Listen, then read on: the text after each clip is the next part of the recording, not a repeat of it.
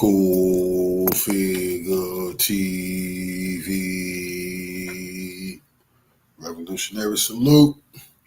Revolutionary salute. Like, share, subscribe. Welcome to the House of Revolution. You know I'm your humble host, the Y'all Mean the Revolution. It ain't no April Fool's joke. World War III might be here. Before we get into that, be sure to wipe your feet. That means hit the like button. Like, share, subscribe, support the platform, y'all. Salute, family. Shalom. Now, I tried to warn Trump about running his mouth, talking tough, threatening everybody, pretending like the U.S. military was able to really push the world around like it used to. Now he's up against it. Salute, family. They've threatened to defend Taiwan like it was the U.S. state. So China surrounded Taiwan and is telling Trump, defend it. Don't talk about it. This is WW3 in Taiwan is surrounded by Chinese forces in a massive drill here where at any time I believe China's going to go live on one of these drills. They started this late last year where they were conducting massive drills surrounding Taiwan, very similar to what they're doing now. But in this case, right now, they've ramped up a massive amount of warships, aircraft. They have every single battalion that you could think of out of their military involved in this. One thing about these military exercises China was doing, Russia, before it went into Ukraine and straightened those Nazis out, was doing the same thing. They was just military exercises. See, everything is a military exercise until it's not. That's why Kim Jong-un keep it. He sleep with the nuclear button because the U.S. practice military exercises 300 days a year over there. And they know everything is an exercise until it's not. So Taiwan, no, it's an exercise until it's not. And they're like cutting off the shipping lane right there in the Taiwan Strait. They're controlling every bit of it. So at least 20 Chinese warships, over 50 jets involved in these drills that are going down. And right now, just since this began, they say near Taiwan by early afternoon today, 71 sorties by military aircraft and drones have gone by. 21 Navy ships ranged around the island, and the Shandong aircraft have been spotted 220 nautical miles east of Taiwan. So they're all over the area. Now, to give some backdrop on this, the history of this whole region, what we have here is basically the CCP making huge moves here to try to take over the island. And this has been known for some time that they want to do this by 2027. Okay, it's like out in the open. This is their goal. I don't think they're going to wait till 2027 to pull the trigger. No, they're going to go this year. They already said it's going to be peaceful reunification, or we're going to do it by force, and nobody in the damn world could stop them. Only the Most High can come down and tell China not to do it, especially not the U.S. military who lost to the Taliban will never tell the largest military force in the world what to do. Trigger. I think they're going to spring out of one of these drills. They're going to go live, and it's all going to begin. Now, when you look back at the history of China and everything that's gone on to get to this point, you have to look back to the Civil War that happened many decades ago. Now, in that Civil War, the CCP won that, and they ran another group out and into Taiwan. And that group has been in Taiwan this whole time, and there's been the CCP eyeballing it, wanting to completely take those people out and take full control, to unify China as one, as they put it. Now, they've also dropped a propaganda video that I'm going to leave you here with, where the Chinese are showing the leader of Taiwan as being a parasite and that he needs to be taken out or burned.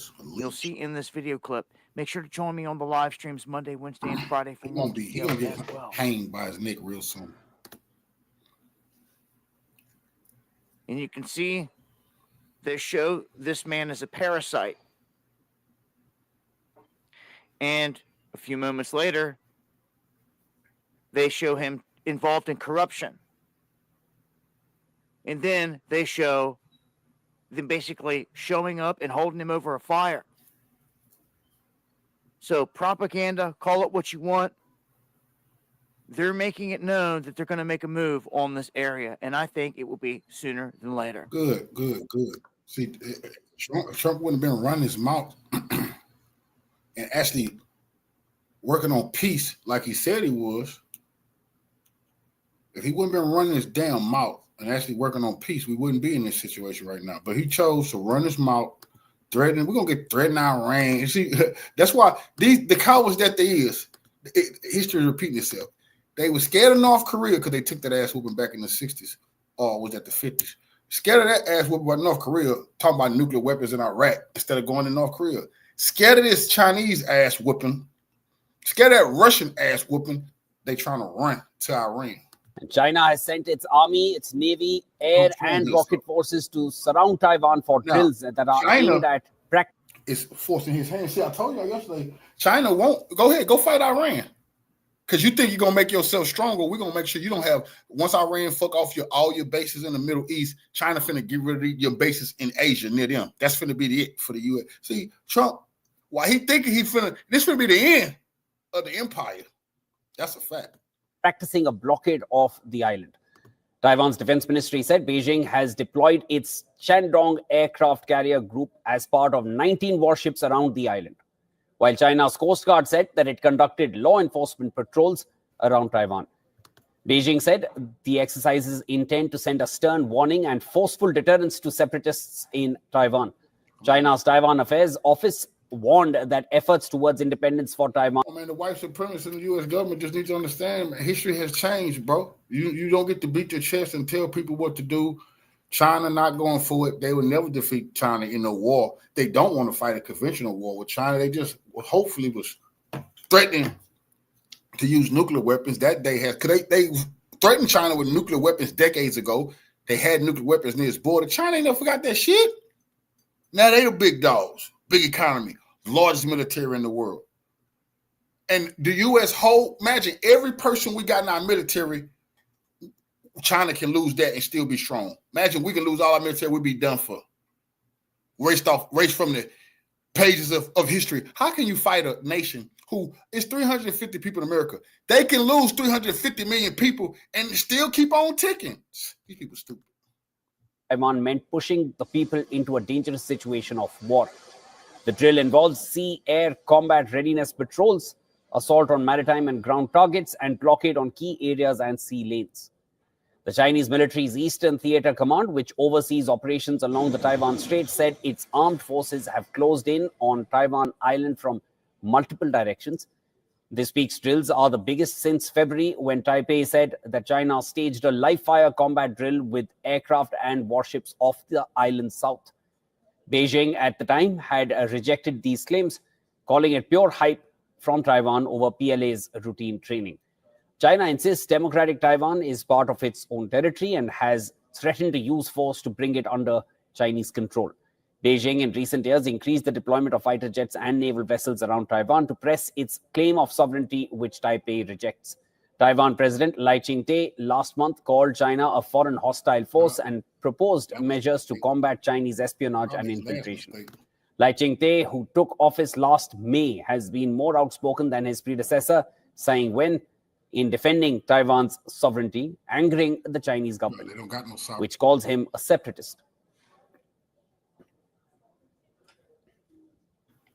This man right here gonna get, watch, this man gonna get hung. And our colleague Dimitri Bruyas brings us more information on this. I am standing in Taipei, where Defense Minister Wellington Kuo announced earlier an emergency response center to monitor Chinese naval activities near the island. The Shandong aircraft carrier battle group, which departed Hainan last Saturday, has been detected approaching Taiwan's waters, triggering heightened alert across Taiwan's defense networks. Early this morning, China's Eastern Theater Command launched comprehensive joint military exercises surrounding Taiwan, involving coordinated operations. See, all the war, man. You can't defend. If you try to defend everything, you defend nothing. All the war. That's what Trump did. You talked your ass off. You're gonna defend Israel? You're gonna defend Ukraine? You're gonna defend Taiwan too? Hell no, you can't. And I warned this was gonna happen. When Hamas, I still got them videos up. When the Hamas-Israel war started, I said, oh yeah, China gonna take Taiwan because it's all the war. I don't give a damn if it wasn't Trump in there. The U.S. talking about they're gonna protect everybody, defend everything. You defend nothing. Between the Army, the Navy, Air Force, and strategic rocket units. Beijing has characterized these exercises through state media as a stern warning to what they call Taiwan independent separatist forces, language increasingly common in Chinese military communications. At the legislative UN press briefing in the morning, Minister Ko revealed Taiwan has strategically positioned naval vessels and combat aircraft to counter potential provocation actions from Chinese forces.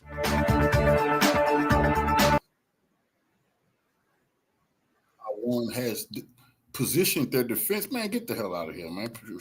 Man, don't piss China off, man. Talking tough, man.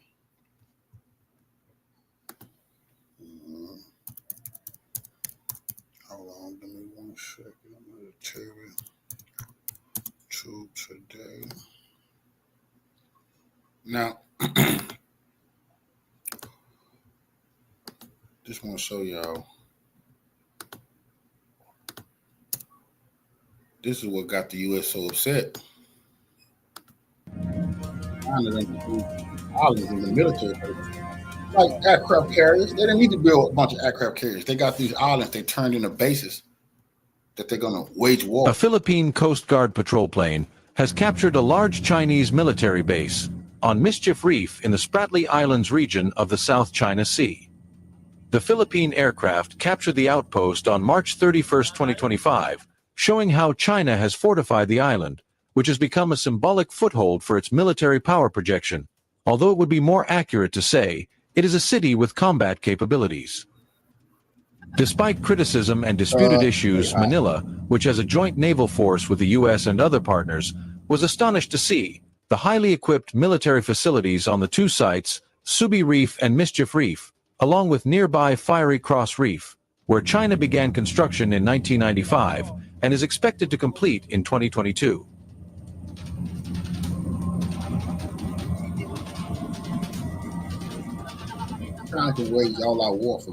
The post included aerial footage of Mischief Reef, showing Chinese ships, a hospital ship, military aircraft hangars, and many another infrastructure. The modern base is equipped with a runway equipped with a 3,000-meter runway, and military infrastructure such as radars, air defense systems, and the possible deployment of Marines there. Fighter jets and early warning aircraft are also stationed on the islands. China has effectively turned the concept of building a fleet on the water into a heavily fortified and fortified base. This saves China from plans to build more aircraft carriers which are now less effective and deploy combat fleets. Man, you don't need them. You only need them to scam your public like they scamming us. China improved. Why? I don't need aircraft carriers. I have one of those, but I just get these islands and turn them into military bases. Just like anything aircraft carrier got on it, well, we got it right here too. And It's back and forth. And it's going to be right next to you.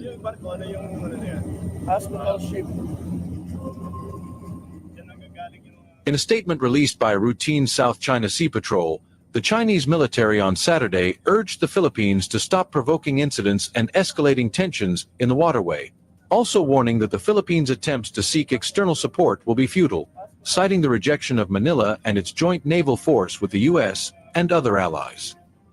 Today, the massive base serves as a major maritime hub for Chinese military and Coast Guard, a point of contention between the two neighbors, serving as a major bastion for Chinese armed forces in the South China Sea.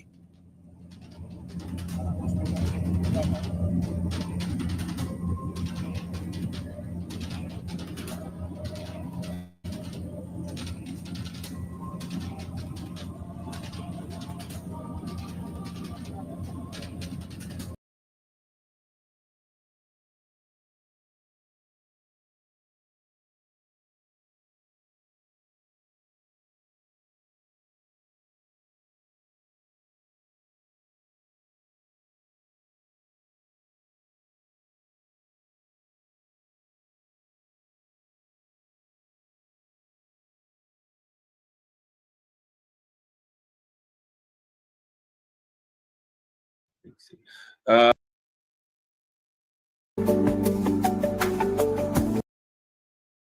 And Dr. David Wallaloo. Brian, tell everyone about where they can find you online and where they can find all your good works.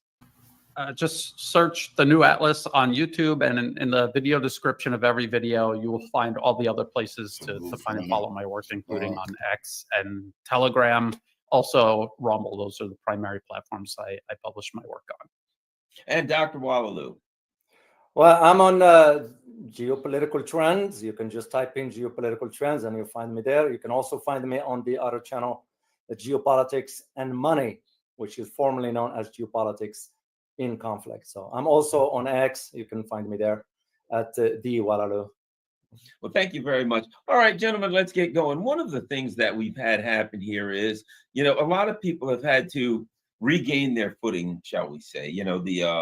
The Trump team came in, and initially Donald Trump started off with, hey, I'm going to be the peacemaker. And if you all recall, he said, I called President Xi and said, we're going to work together to bring peace to the world, and on and on and on. And of course, notwithstanding whether Donald Trump was telling the truth or wasn't telling the truth, this gigantic blob military machine exists.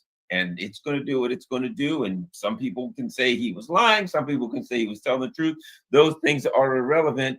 We've got this big thing. So let's see what's happened recently. So we're getting more and more information indicating that they're to some extent more of the same. Hegseth tells Philippines the Trump administration will ramp up deterrence against China threat. And there's two things, I think. We'll start with you, Brian.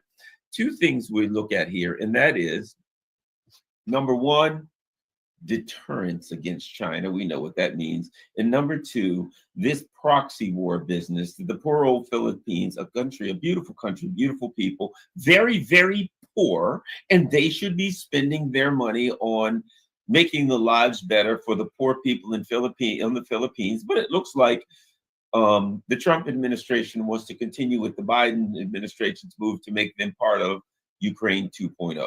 Your thoughts, Brian? Absolutely. I've been to the Philippines. I live here in Southeast Asia. The Philippines is part of ASEAN, which Thailand, where I'm based, is also a part of. It's a regional bloc. It's kind of like the European Union, but with national sovereignty holding primacy. And it has a larger population than Thailand, but a lower GDP. So when you say they're poor, yes, they are poor. They are behind. And they are behind because first, the Spanish Empire squatted on them for generations. And then the United States literally colonized the Philippines. And they only gained independence after World War II. But even after that, the U.S. has exerted tremendous influence over the Philippines and has usurped their sovereignty, their ability to determine their own destiny. And most recently, and this is a process that's been going on throughout the Obama administration, the first Trump presidency. If people wanted to know what Trump was going to do this time, they should have just looked at the last 4 years he was in office. It was continuity of agenda then. It is continuity of agenda now. And of course, the last 4 years of Biden, and now eagerly continuing on this path of using the Philippines, building them up militarily, capturing them politically. The current president is just a U.S. proxy. Whatever the U.S. wants, he will do, no matter what the consequences are for the Philippines themselves. One of the things that the United States, between the Biden and now Trump administration, what they have done is told the Philippines, any cooperation with China ends. They're building infrastructure projects that you desperately need for your economy, for your people, for your future. You're going to cancel those, and you're going to redirect the resources being spent on that to build military bases and to buy missiles to point at China, which is the Philippines' largest, most important trade partner, investor, and in the future could be a source of tourism and other cooperation that the rest of Southeast Asia is greatly benefiting from. But no, they're not going to be able to enjoy any of those benefits because the U.S. is turning them into the Ukraine of Southeast Asia. And maybe we would just leave it there, and we could build on that. Well, one of the things, I've got a book right behind me that this thing made me think about. and it is called the yeah. Phoenix Program, about CIA's miscreant activity in Vietnam. And one of the things that I learned a lot about there was that there were a number of CIA personnel who were involved in torture, assassination, murder, all kinds of terrible things in the Philippines in the 40s and 50s, and they took them right over to Vietnam so they could continue their terrible activities. Your thoughts on that, on the Philippines, the history a little bit of it, and the U.S. using the Philippines as a proxy and dominating it as a colony, Dr. Wallalu? Well, I concur with what Brian said regarding how the U.S. has always intended on using the weak links inside that part of the world. I'm looking at Philippines, I'm looking at South Korea, I'm looking at Japan to a degree. But for the Philippines specifically, given the recent turmoil that's been sort of hampering that society, we have to understand some backgrounds into all that. And one of them comes about Ferdinand Marcos, Bongbong's father, when he was in charge, and the links he had with the CIA at that time. So this is one of the reasons why many do not understand what Marcos Jr. is doing right now. He has no choice in the matter if he wants to have access to the family wealth that is in the United States, frozen in some bank accounts. But beside all this, we look at the big picture as to what the geopolitical landscape will be in that part of the world should, and I say should carefully here, should we forge forward with the idea of a proxy war against China using the Philippines. Because here we have now a president who is almost self-professed skeptics of the foreign entanglement. That's what he said at the beginning. And he has warned as far as, for example, I'm going to end the war in Ukraine, which, by the way, to his shock and surprise, turns out not to be as easy as he thought. Then the first thing the president does during his inaugural address, when he said that, well, my second presidency, it will be judged by the wars we never go into. Now, this is where we are realizing what Trump is doing right now in the Middle East, or West Asia, that is, and shifting now the resources into that part of the world in South China Sea, because the aim is about fermenting tensions regarding the Taiwan Strait. That's the overall objective.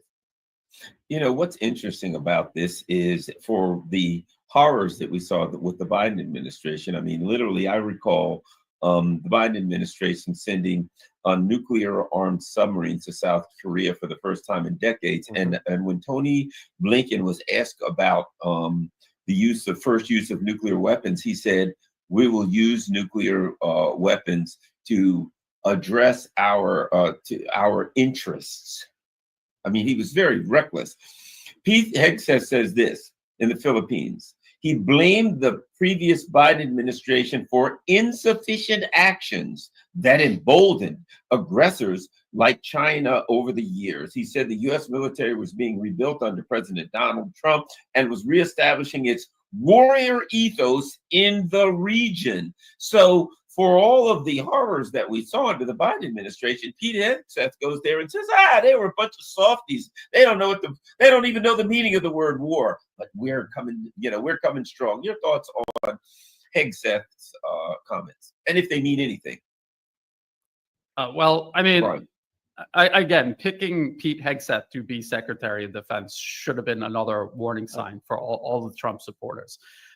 First of all, he's not qualified for the job. He's an empty vessel when it comes to the intellectual power required for the job. But then, does it require any intellectual power? Because really all you do is read the policy papers put in front of you, or the speeches they're transformed into at a podium. So that's what Pete Hegseth is good for, and that's what he does. And he has no moral hesitation at all to repeat all of this. And the more the merrier when it comes to militarism, especially towards China. And if you just look at the Trump support base, these are people who already have prejudice against China, who have a deep fear and insecurity regarding China. It's a non-white nation that is surpassing the collective West, and that for a lot of Trump supporters, not all Trump supporters, but a lot of Trump supporters, that is a topic that they, for some reason, really deeply care about and worry about. And so this is President Trump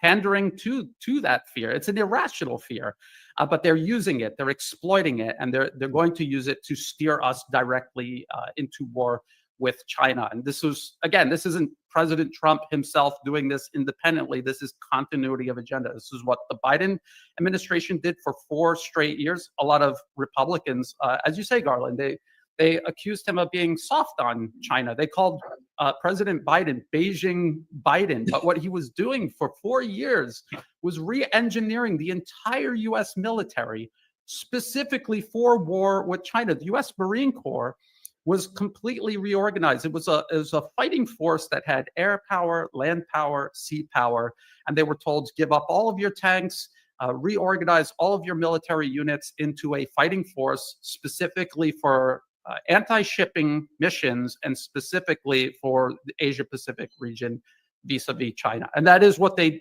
did. They have no more tanks now. They have long-range missiles that they're going to use to interdict, to stop Chinese shipping. They say military naval power, but also maritime shipping, almost certainly. And you can see the Trump administration, one of the first things they did and started talking about is seizing the Panama Canal, seizing Greenland. Yeah. And they have specifically mentioned Chinese shipping and Russian shipping. So the whole idea that the Trump administration ever wanted peace, again, pandering to the desires of the American voter, but with no intention at all of fulfilling these promises. They from the very beginning picked up exactly where the Biden administration left off, and they're accelerating it. And they're not accelerating it because the Trump administration is more aggressive, because the U.S. has less and less time. China's its rise is not just going up linear; it is rising exponentially. So the U.S. is running out of time, running out of options, becoming more and more desperate and more dangerous. That is what we are seeing take shape right now under the Trump administration.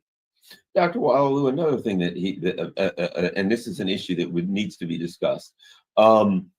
Pete Hegg was talking to Bong Marcos, the current ostensible leader of the Philippines, and he said, friends need to stand shoulder to shoulder to deter conflict to ensure that there is, and this is the one they say, free navigation, whether you call it the South China Sea or the West Philippine Sea, he told Marcos. What about this idea of navigation, freedom of navigation, and that the U.S. is in the South China Sea of all places to ensure that? What are your thoughts about this whole South China Sea business? Well, basically, we are using so-called the rule of law, but we end up contradicting ourselves. We're saying one thing and doing the opposite. And I just want you listeners to be aware of something. In mid-March, it was a classified document that was circulating at the time in the Pentagon. And mid-March, because this document was classified at the time of its inception. And this one was during the former Defense Secretary, Lloyd Austin. And basically, the title of that was the National Defense Strategic Guidance. And this one specifically, just to highlight to your audience how this was already pre-planned as far as what the next administration, because it became clear back then when this document was drafted that Trump's going to win the elections.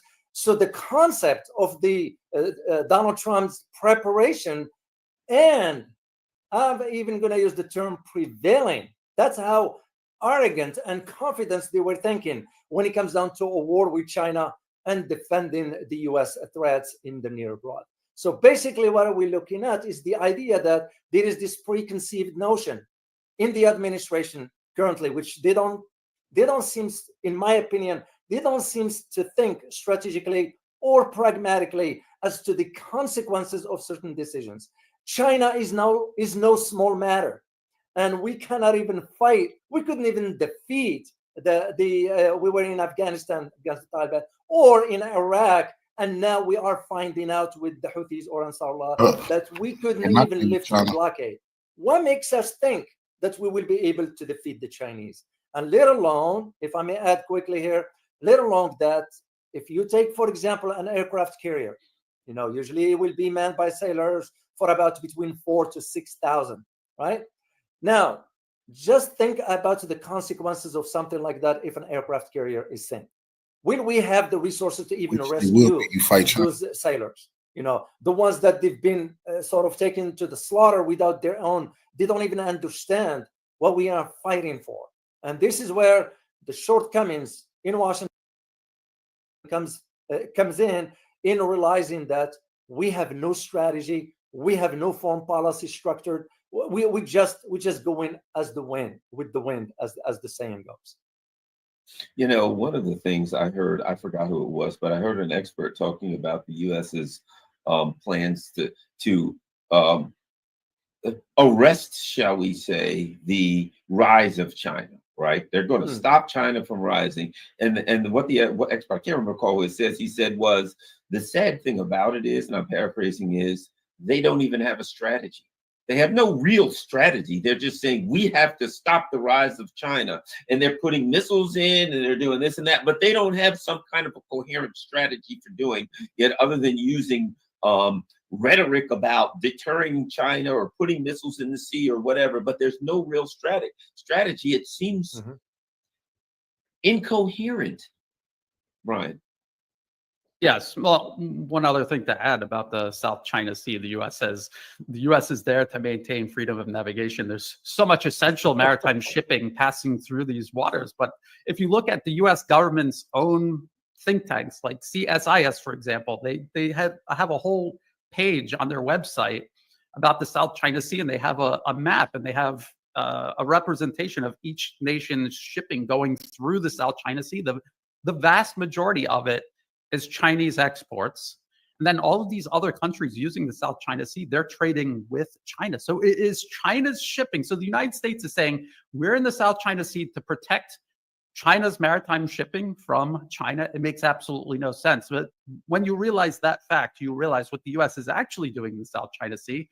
It's there to disrupt Chinese maritime shipping. So you're talking about a plan. Their plan is to create chaos for China, undermine China, to destroy everything China is working on everywhere in every way possible. That is their strategy. That is their plan. This is what they have been doing for now decades, actually. From the Obama administration to the first Trump administration, Biden, and now Trump, you can see the pieces of the puzzle they're putting together. They are trying to control maritime shipping worldwide. Again, the Panama Canal, Greenland, specifically to interdict Chinese shipping. They also cultivate a number of extremist organizations all across Eurasia, meant to target and physically attack and destroy the China's Belt and Road Initiative. I've been covering this for years and years. In Pakistan, the U.S. has supported for many years now these separatists in Baluchistan. This is southwest Pakistan. And they literally attack and try to destroy the projects themselves that China is building with Pakistan. They kill Chinese engineers, the Pakistani security forces protecting them. They even attempted to assassinate the Chinese ambassador to Pakistan.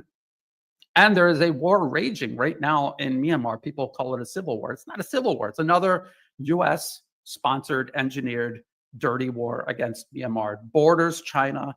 It is a Belt and Road Initiative partner. And again, these militants and terrorists directly target the infrastructure and investments China has made in Myanmar. And there was just this terrible earthquake just this week.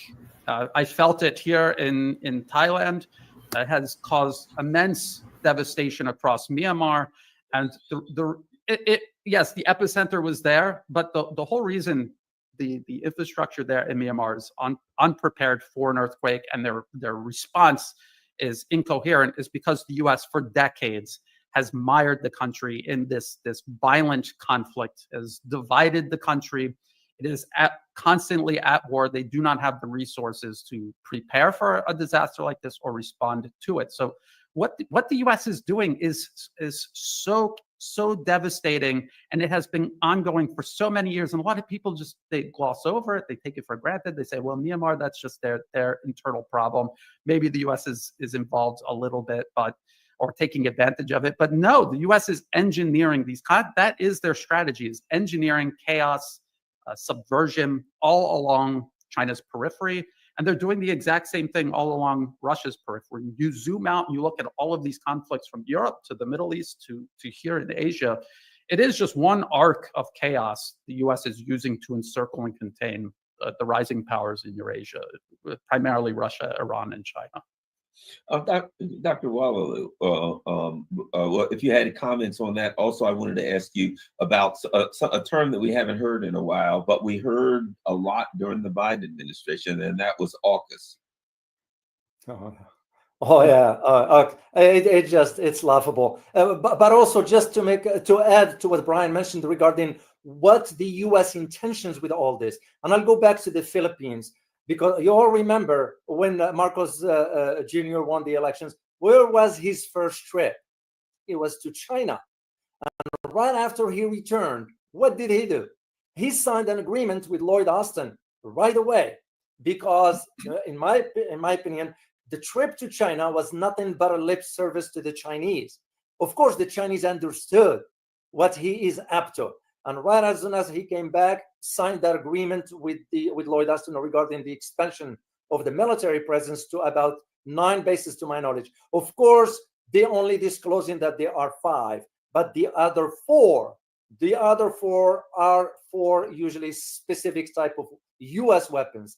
And this takes me to talk about AUKUS. When we think about AUKUS, we think about, for example, the nuclear submarine deal for the Aussies and all that. The Aussies will have no operational functions into operating the nuclear submarines that the U.S. will have, for example. There are certain technologies, including the F-35s, including even certain types of drones and so forth. The U.S. controls, and I use the term carefully here, the U.S. controls the encryption key for all those weapons, per se. So for the Philippines, just to go back to the Philippines, because I'm thinking about it, you will think that the Filipino administration will be thinking in terms of economic prosperity instead of aligning with the U.S. Because here is the thing, and Brian mentioned this earlier at the beginning, regarding ASEAN countries. If you look what they have in common right now, what do they have? They all share that economic prosperity with China. They're not sharing it with the U.S. Look at Vietnam, look at Thailand. I look at Thailand, and please correct me, Brian, if I'm wrong on this. Thailand has signed a deal with China regarding the speed train, the high-speed train that's going to be linking Bangkok all the way to, I think, Vietnam, somewhere like that. All the way, it's go all the way.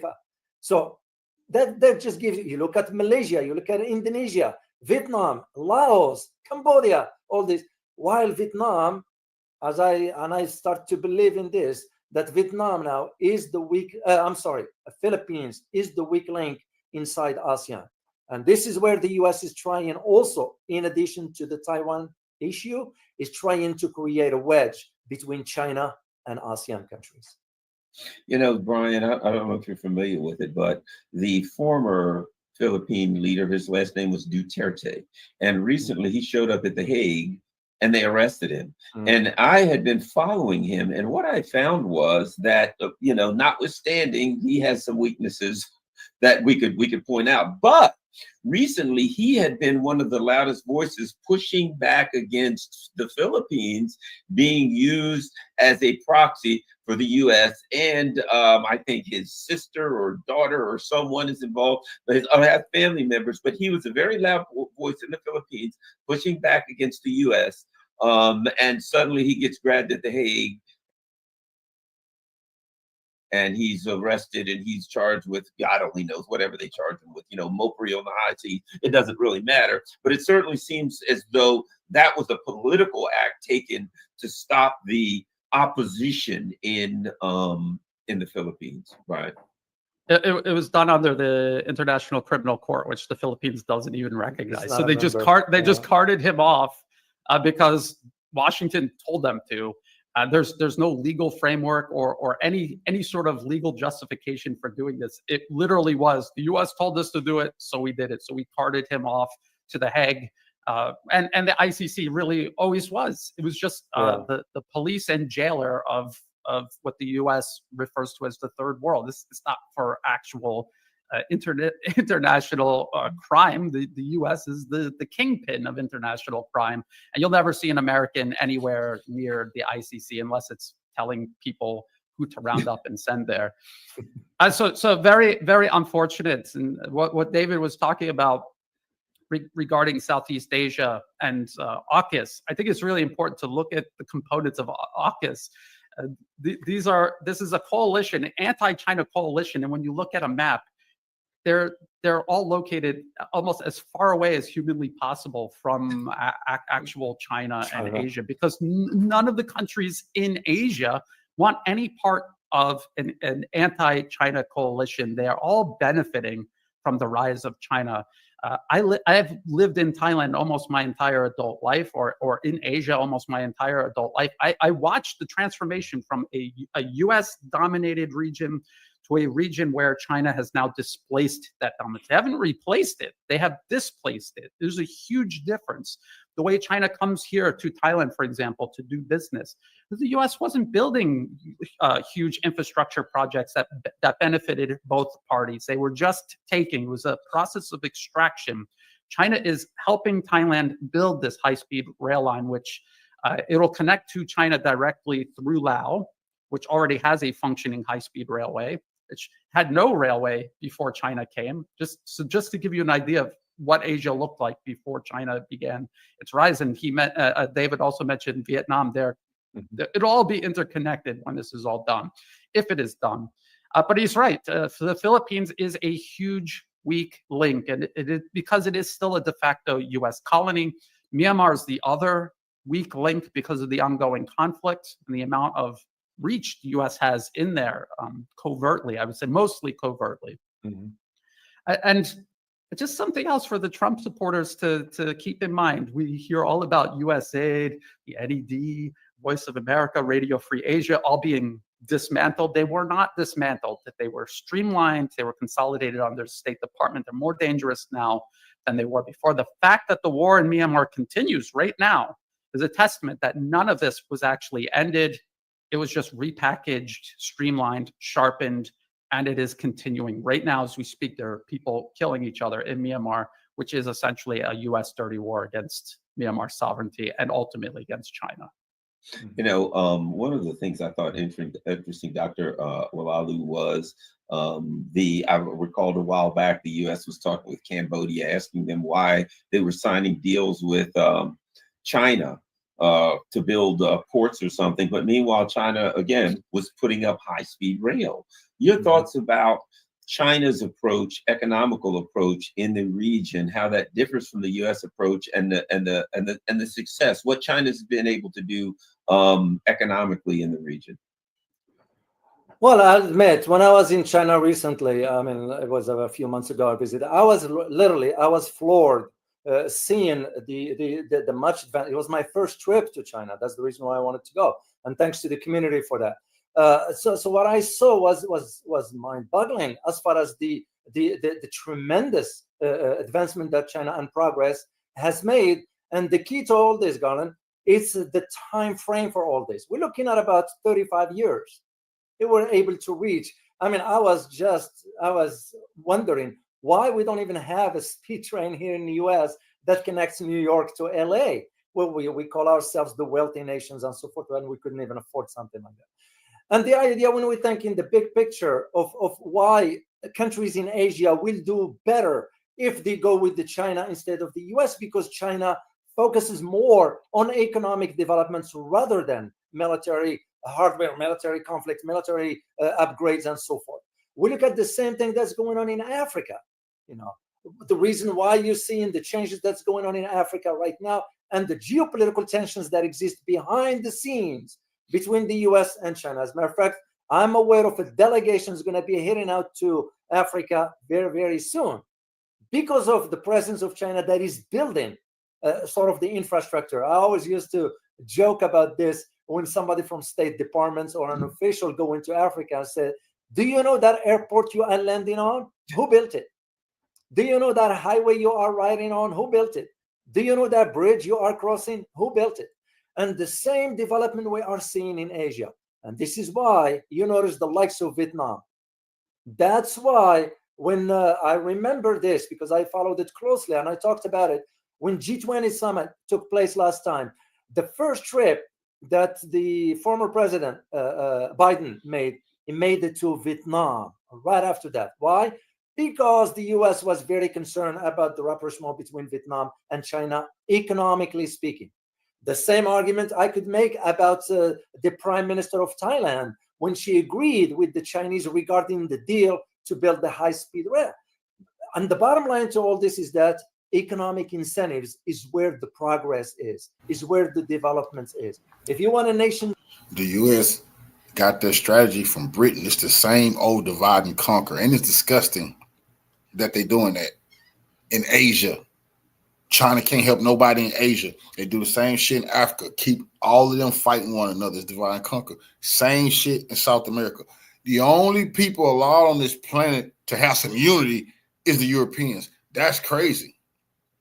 That is outrageous. And that's why I say the Congressional Black Shoe Shiners should be fucking ashamed of themselves, because that's the policy they pushing all over the world. The only unity you can have is the unity of the Europeans. No other people is allowed to have no fucking unity on this planet up under the reign of the U.S. and the Europeans. That's why their reign is coming to an end. And I keep saying I don't want Trump to do this. We need to step aside and let this man fuck up they empires and bring their goddamn ass down, because fucking around with Iran and China and Russia, that's exactly what's going to happen to them. To move forward economically, you build a good infrastructure for it. And the Chinese happens to be good at that. Let me, a Washington Post, which is, let's face it, it's a CIA trade rag as far as I'm concerned, but here we go with their latest. Washington Post. Taiwan reassured and surprised by Pentagon focus, and it's always deterring China. Taiwan is reassured that the Trump administration has made deterring a Chinese seizure of the island, which is, I might add, is a province of China, a military priority, after months of mounting concern that the president would abandon U.S. support. So what we have is the blob now saying, whoo, we were worried with Trump that the war against China might be off, but good news for Taiwan. Take a look at Ukraine. That is your future. If I'm in Taiwan, I'm probably not real happy about that. Well, unfortunately, the way U.S. political capture works is they co-opt the government, the special interests in a targeted country, or in Taiwan's case, region, and then they begin brainwashing the population. So it's very hard to. A lot of people say, what do the people in Taiwan want? It doesn't matter if they're being brainwashed 24 hours a day by U.S.-funded propaganda to jump off a cliff, and then they say we all want to jump off a cliff. You can objectively look at that and say that's not in their best interest. They don't know what is in their best interests. And look at Ukraine. You just mentioned Ukraine is a perfect example of how the U.S. politically captured a nation, poisoned the people against their own best interests, and convinced them to collectively commit national suicide. That's what we are watching take place in Ukraine. That is, like you say, that is Taiwan's fate now. The most insane thing about the Trump administration and people singing President Trump's praises and still clinging to hope, he's sitting there openly talking about seizing Greenland one way or another, which means we either coerce them into doing it or we will force them militarily into doing it. That is what he is saying. And Greenland is in no conceivable way, it's not even debatable whether or not it's part of the U.S. or not. It is foreign territory the U.S. wants to seize and incorporate into its own territory. Taiwan, as you mentioned, Garland, is part of China. It is recognized under international law as part of China. It is recognized by the U.S. State Department as part of China. If you go to their official website, they say they adhere to the one China policy, which means there is only one China. Taiwan is part of China. There's only one Chinese government, that is the People's Republic of China in Beijing. And so the U.S. is talking about deterring China from what? From exercising sovereignty over their own territory, which on America's part is an act of war against China, just in and of itself. And so people who constantly say China really is a threat to the United States, look at the patience that China is exercising. By rights, they could go to war with the United States right now. There are U.S. troops on Taiwan right now training the administration's separatist military right now. Act like you weak when you're really strong. They're going to show the U.S. By right, China could go to war with the U.S. right now over that, but they're not, because they're being patient, they're being rational, reasonable. They want peace. They want to exercise full sovereignty over Taiwan. They don't want to rule over a bunch of ashes, which is the U.S. goal. And yes, look at Ukraine. That was deliberate, and that is exactly what they have planned for Ukraine. The policy papers that drive every single administration's policies, regardless of Democrat or Republican, have said, if we could go to war with China over Taiwan, all life, infrastructure, industry will be scoured from its surface, but we could probably prevent China from successfully fully reuniting Taiwan with the rest of China. That's their plan, is to scour all life, industry, and infrastructure off the surface of Taiwan.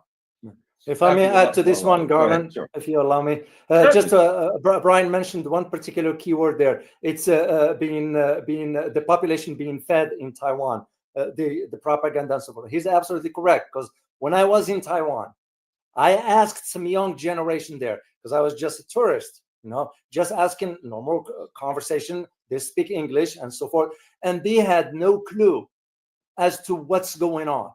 So they have no clue what's going on.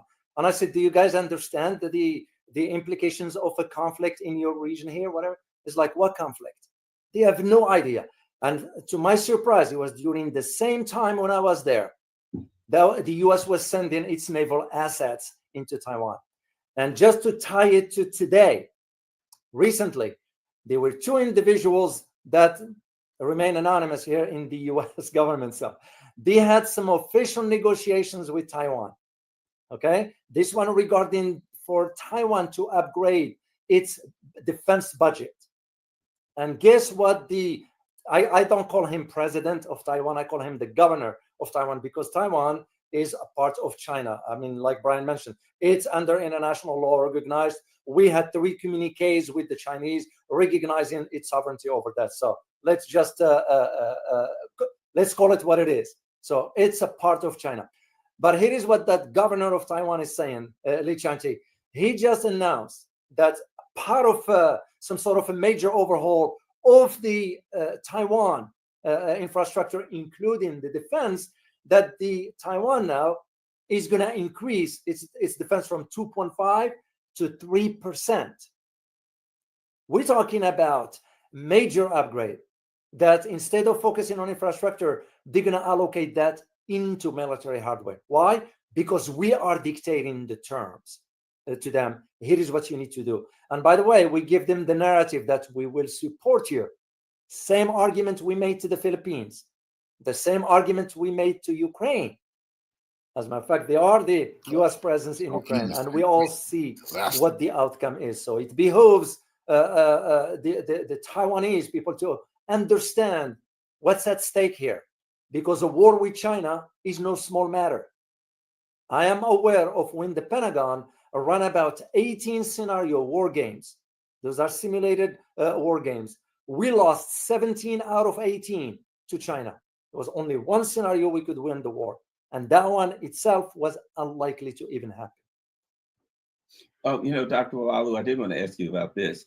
We've been talking about the propaganda used against the people of Philippines, against the people of Taiwan. But when I read this article that says, like Ukraine, Washington Post article, Taiwan lives, quote, in the shadow of its much larger neighbor, and has long depended on U.S. support to check Beijing's territorial ambition. So we're the good guys, right?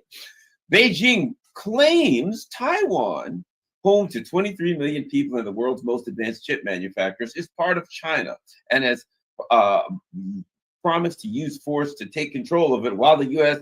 has pledged to protect Taiwan. Now, if you listen to that, it's kind of the archetypes. You know what I mean? The poor little victim of Taiwan, its larger evil neighbor, and the hero U.S. is praised protection. We hear this, and here's what I think: that is propaganda and lies being used as a weapon against the American people to get us to support something that is in no way in our best interest. Dr. Walalu. Well, this is now, you got the American population that is already now questioning the judgment of the current president, that is now embarking us on wars. I mean, aren't you the one who said, I'm going to pull the U.S. from all the foreign wars, and all of a sudden you getting us into conflict, and now you're thinking about getting in a fight with the Chinese? I mean, how insane this kind of thinking that exists right now. So American people are now questioning the judgment of the president. Do it. The idea of when we say to Taiwan, we're going to support you, we're not going to support anybody. It has been the norm. You look at the history of American involvement in conflicts. I'll take you back to 1952, when that decision was made regarding the Korean War, Vietnam, Gulf War, Gulf II, Afghanistan. Then you have now Ukraine, and soon to be the South China Sea. I mean, to me, it's a big problem. Where my concern is, and I'm looking over the horizon here, using history as my guide. I am going back to World War I. If only people know what happened a year and a half prior to 1914, there were massive killing in the Balkans at that time. So only later on, 1 year after that, which is almost a reflection of what we are seeing today. You look at the Middle East or West Asia, the tensions that's going on. You look at now the Philippines that's being pushed over the cliff to do this. You look at South Korea, you look at Japan, you look at even Latin America, and you get the idea where this is going. So when we say to Taiwanese, oh, we will help you, we will support you, don't worry, just take stand, is the same argument we made to the former president of Georgia, Mikhail Saakashvili, when we told him just go and fight the Russians. We will support you. The first time the first shot was fired, he reached out and said, hey guys, aren't you coming to help me? And we told him, like, what are you, out of your mind? You want us to fight the nuclear Russia? It's the same arguments I will make. You will think those leaders in Philippines and South Korea and Japan and Australia and all that, they will learn from history. Sadly, they're not. Fools. You know, one of the things that I think, Brian, if you look at the threats against Iran, Iran is a critical node in the Belt and Road projects. It's extremely important to Russia. I mean, if the U.S. was able to get a compliant government there, that's kind of the back door to Eurasia they could get in. It seems to me that even the threats against, and of course it's critical to BRICS, the BRICS Union. It seems to me that even these current, what seems like mad threats to Iran, it's like, why in the world threaten? Iran's saying they'll work with you. They're saying they'll go through maybe Russia or whoever. Why? It seems to me that the threats even against Iran are part of this mad push for world domination and these recognition of the rise, not just of China, but of Eurasia, period. This need to dominate Eurasia. Your thoughts, Brian? Absolutely. Iran is a pillar of emerging multipolarism. And so this is why the U.S. wants to knock it out.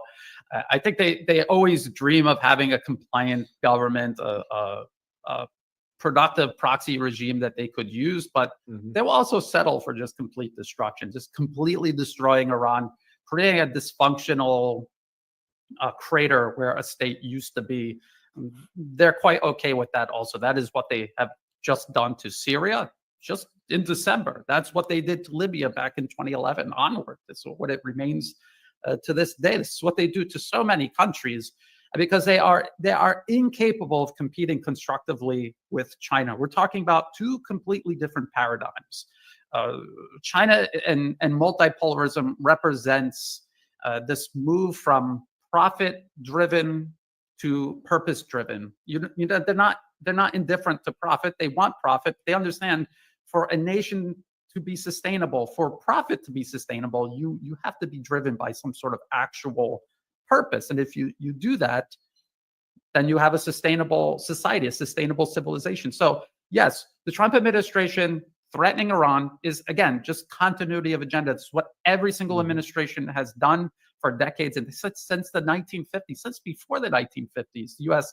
And before that, the British Empire were obsessed with controlling Iran. They still are. A lot of people interpret this as the U.S. doing Israel's bidding, but no, the U.S. is using Israel just like it is using Ukraine, Taiwan, the Philippines. Is one of many proxies, a successful proxy, but just one of many proxies the U.S. is using specifically to knock out this pillar in the region, which is Iran. If you look at a map, again, just look at it. There's Russia, there's Iran, there's China. It's almost like a triangle, and these are the pillars of multipolarism. Everything else is rising up around, and so knocking that out is a top priority. And at this point, the U.S. doesn't even care if it makes sense or not. What President Trump is saying regarding Iran makes zero sense. The U.S. surrounded Iran on two sides, knocked out two countries on either side of it. Its west and eastern border has ravaged the Middle East. It has waged war and proxy war against Iran itself for years and years. If Iran wasn't trying to get nuclear weapons, I would think that they were irrational and insane. So this whole notion that the U.S. is going to impose this non-proliferation treaty on Iran when the U.S. is the only country in human history to use nuclear weapons against other human beings. It's insane. And for people to say, well, Iran signed the deal, so they have to adhere to it. You know, like if I put a gun to your head and made you sign a deal at a moment of weakness, are you beholden to that deal when it obviously makes no sense to adhere to it? So it doesn't make any sense. People who are trying to rationalize what the Trump administration is doing, they are either dishonest or delusional at this point. As we all can see, the Trump administration has not lived up to any of its promises. It had no intention of doing it. It shouldn't be a surprise. If it is a surprise, we just have to accept it and go on. And we have to speak up against this. Iran is not an isolated case. If the U.S. goes to war with Iran, if it is successful in destabilizing or destroying Iran, it's going to have a chain reaction across the rest of the world. And none of this is going to benefit the American people or the people of Europe, the Western world as we know it. They're not going to benefit from this either. So nobody benefits from this except for a very tiny percentage of people. And maybe it doesn't even benefit them in the long run. So we have to speak up against this, not try to rationalize or defend it. Yeah, Dr. Wallalu, your thoughts on where Iran fits in this international picture? Well, it's a key player in the region. I mean, I remember, like Brian mentioned about Eurasia, the whole idea for why we went into Afghanistan. Why did we go to Afghanistan? The whole idea was about access to Eurasia because of the expansion of the trade and economic aspects of it. Iran, of course, with its massive population, Iran is about 90, if I'm not mistaken, 95 million people. So a big, large market plays a major role in West Asia. You know, Iran is not your small average country either. Iran is very wired in the Middle East. I remember my days in Kurdistan, looking over the borders of Iran. I mean, just a massive, massive land. So, and the idea now, to our surprise, we are finding out, given their recent statements as far as targeting Diego Garcia, that in itself should make us think and pause for a minute, thinking about what led Iran to issue a statement like that if it does not have something to back it up with. And this is something we do not know. We have no idea about its capabilities. As a matter of fact, I'm aware of 2 war games that's been around regarding Iran, and we lost in both of them. The computer simulations suggested that we will lose both wars in both scenarios that's been run into that. Suffice it to understand now the dynamics that's taking place, for example, in Syria. And we all know Syria is a client of Iran. But despite all that, you see in those moving parts, you know, the moment the Assad regime fell, who was in Syria right away? The French and the Germans. You look at now the Americans, the Israelis behind the scenes, all of the dynamics inside the Middle East, but it's headed by Iran, not, for example, Saudi Arabia or Qatar or even Turkey to a degree. So the idea that for us to think we're going to just threaten or trying to scare Iran, it's an illusion, because we don't understand the history of the Persian Empire. And if we don't understand that history, we're not going to understand modern day Iran. The same arguments I will make about Russia today is the same arguments I made about the former Russian Empire and its history. That's why we are poor readers of history, as I always say. We never learn from history, and you will think politicians will have to educate themselves about the lessons from history. Unfortunately, they're not. You know, Brian, one of the things I think is interesting is this discussion about the Russia-China relationship. You know, that there are people in the Trump administration who may be stupid enough to think they can separate the two, and that it appears to me, if I can figure it out, the Russians can figure it out. They said, okay, we'll take Russia out and we'll use that, and then we'll have Russia, and then we'll go after China. Oh, darn, that didn't work. Well, okay, plan B.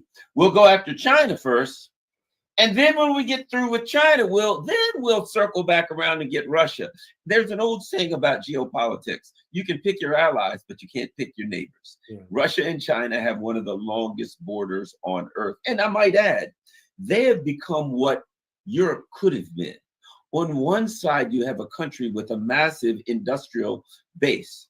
And on the other side, you have a country that can supply all the raw materials for a massive industrial base. That's what Europe had, but they rejected it for the United States. And now, to me, China and Russia are not just friends and allies. They are a symbiotic field of, and I literally mean this, they are a field of economic activity.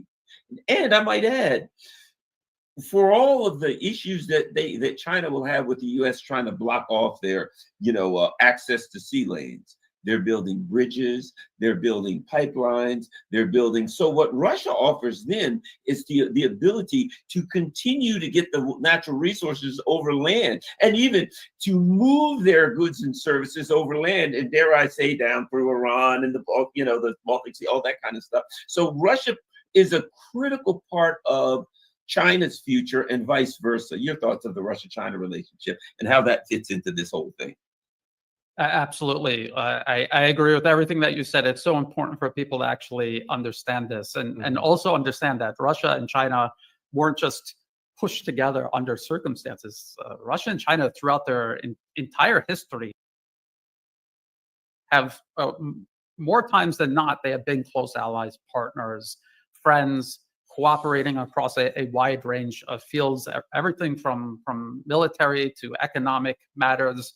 And the Sino-Soviet split during the Cold War, that was an anomaly. That was not because of some fundamental difference between Russia and China. That was a very specific anomaly that no longer applies. So the idea that this can somehow be recreated is almost insane. And when you listen to a lot of people, they try to say, well, Russia, they're Westerners and China is not Westerners. And so it's not a natural alliance. There's no way for them to really cooperate. They are cooperating. They have been cooperating. If you talk to Russian people, I don't think they have this like racial hang-up that you see so prevalent across the United States and Europe, where it's us versus them, just based on physical characteristics. I don't see.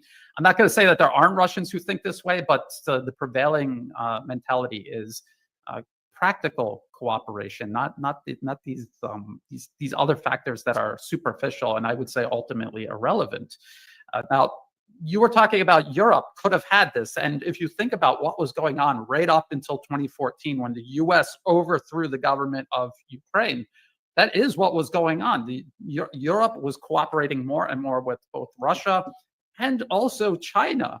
And they were slowly working their way out from under the shadow of American hegemony cast over them since the end of World War II.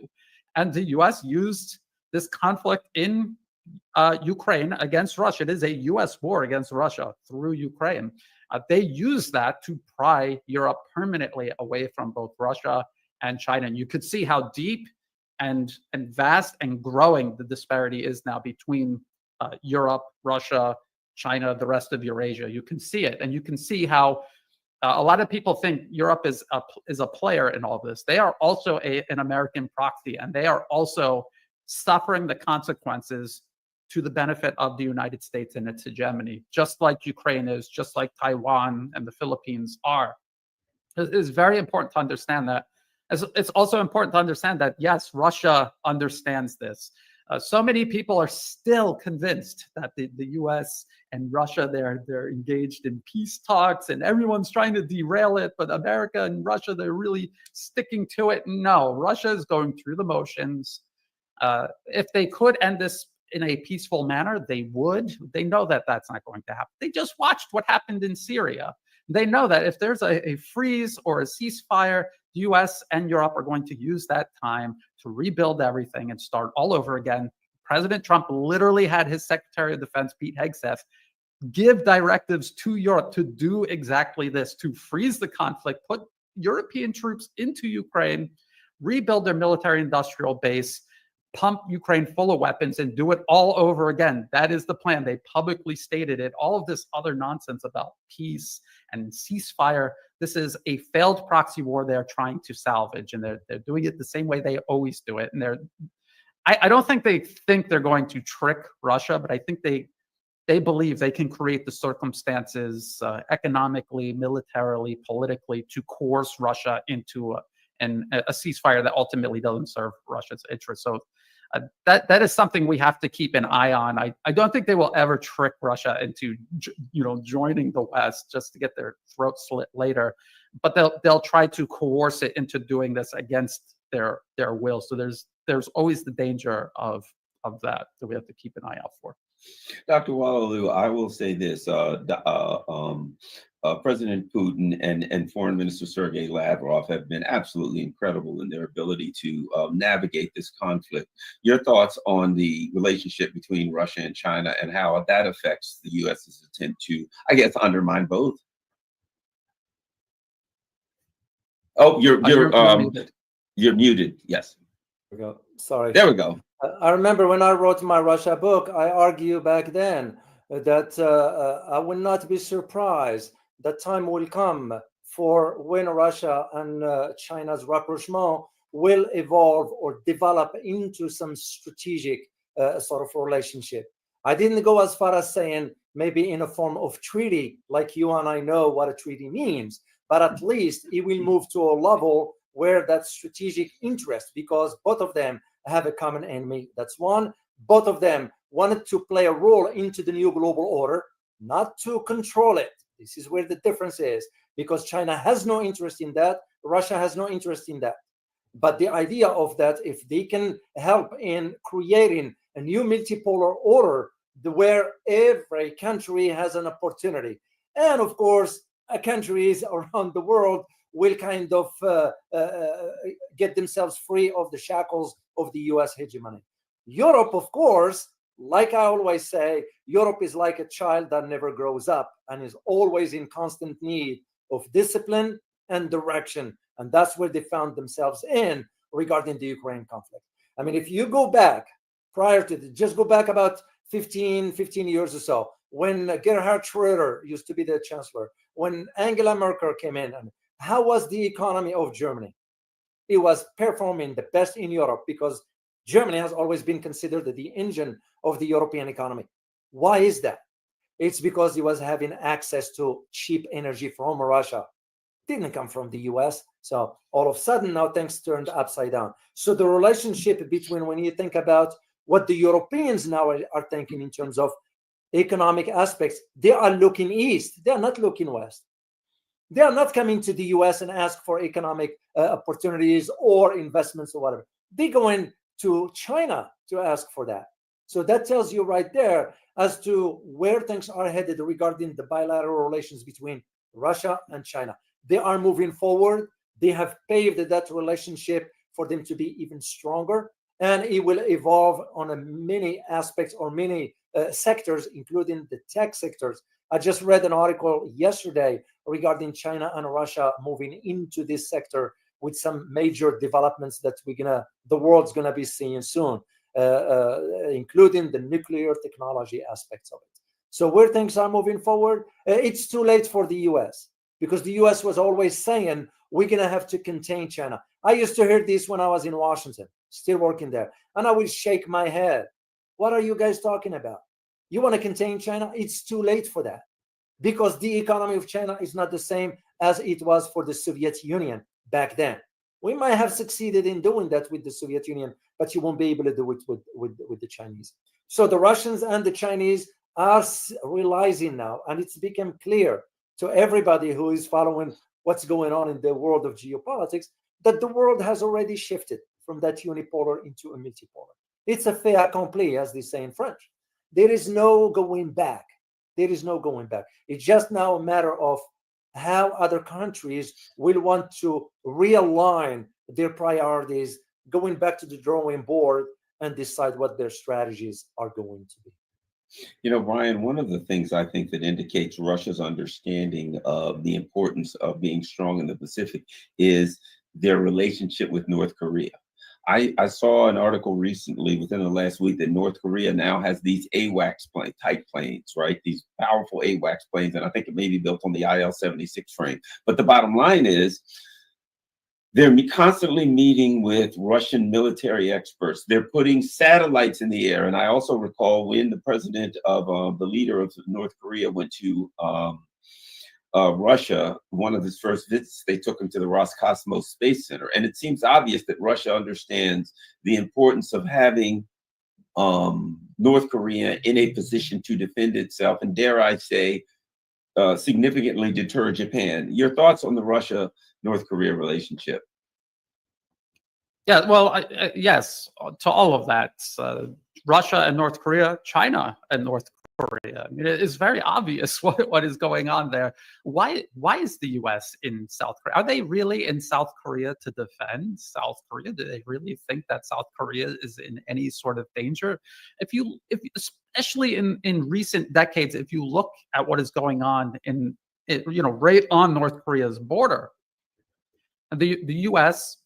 is holding South Korea, Japan hostage. These are nations that are not benefiting from this alliance with the United States. The security guarantees against what? Their largest trading partner, China, or cooperating with Russia with all these natural resources that it has to offer and to do business with.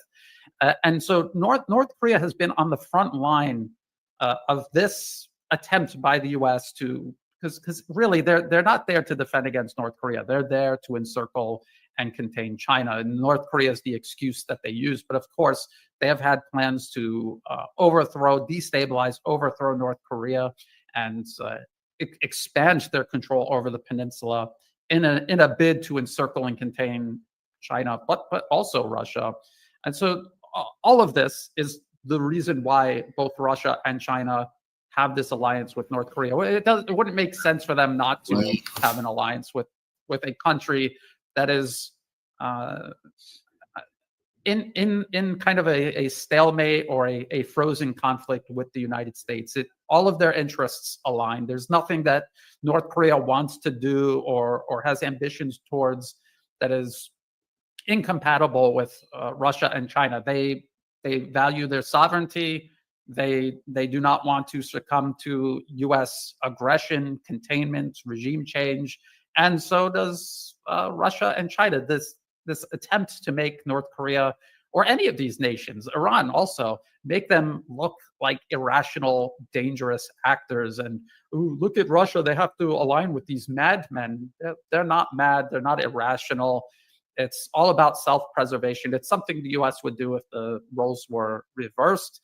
And a lot of what people think they know about North Korea is just a product of relentless propaganda, which also goes for Russia and China. Also, a lot of people, their understanding of these nations comes through propaganda, not reality, not a real understanding of what's going on. So when you understand the true nature of North Korea, China, and Russia, it makes perfect sense for them to all be working together.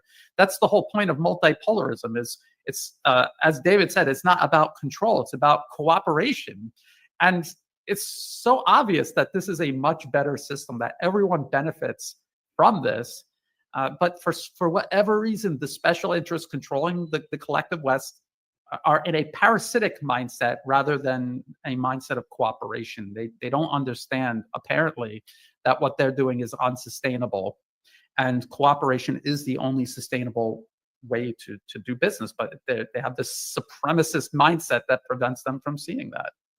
Dr. Wallalu, additionally, a month or so before President Trump took office, the then president of South Korea attempted literally a military coup to install a dictatorship. That seems to have been thwarted. But what's interesting about that, for all of the talk that we get in our newspapers about dictators and standing up against dictators, that hasn't been covered at all. And what little coverage it has been kind of bland. Well, something happened, but perhaps they had some. It's interesting. Your thoughts on the Korean, what's going on with the Korean Peninsula? Yeah. Well, it's because at that time, Tony Blinken had a trip to South Korea at that time. I remember that one. It's the idea how we kind of cherry picking which issue we're going to be addressing and which one we're not going to be addressing. I mean, you look at it just right now in the US, how crazy that now Trump is considering third term in violation of every aspect you and I know about the Constitution. But it just makes us a laughing stock around the world. So the idea of thinking about the Korean Peninsula, here is the thing that I've always was concerned about since my days back in the military.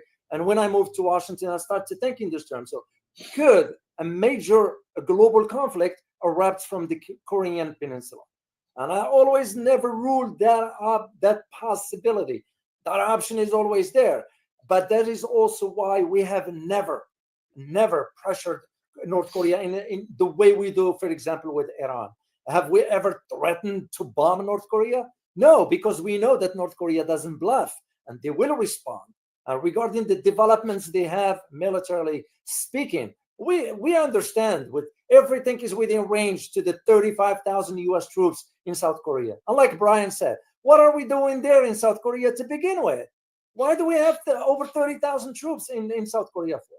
So bring back home the soldiers here at home and let us deal with our own issues. The only thing that I see moving forward, if we are to converge the conversation regarding Russia, China, and North Korea, and I'm going to add Iran into the mix. Can you imagine those four now forming so-called an alliance, whatever term you want to use, the firepower they're going to bring to the table? You know, how would dare the U.S. to threaten any of them for that matter? Of course, to highlight, the reason I'm saying this is to highlight to you the changing of the global landscape from a security perspective, because Russia and China understood this way back, and that's why they moved forward. This is why there is now a conversation going on, just for your audience to know.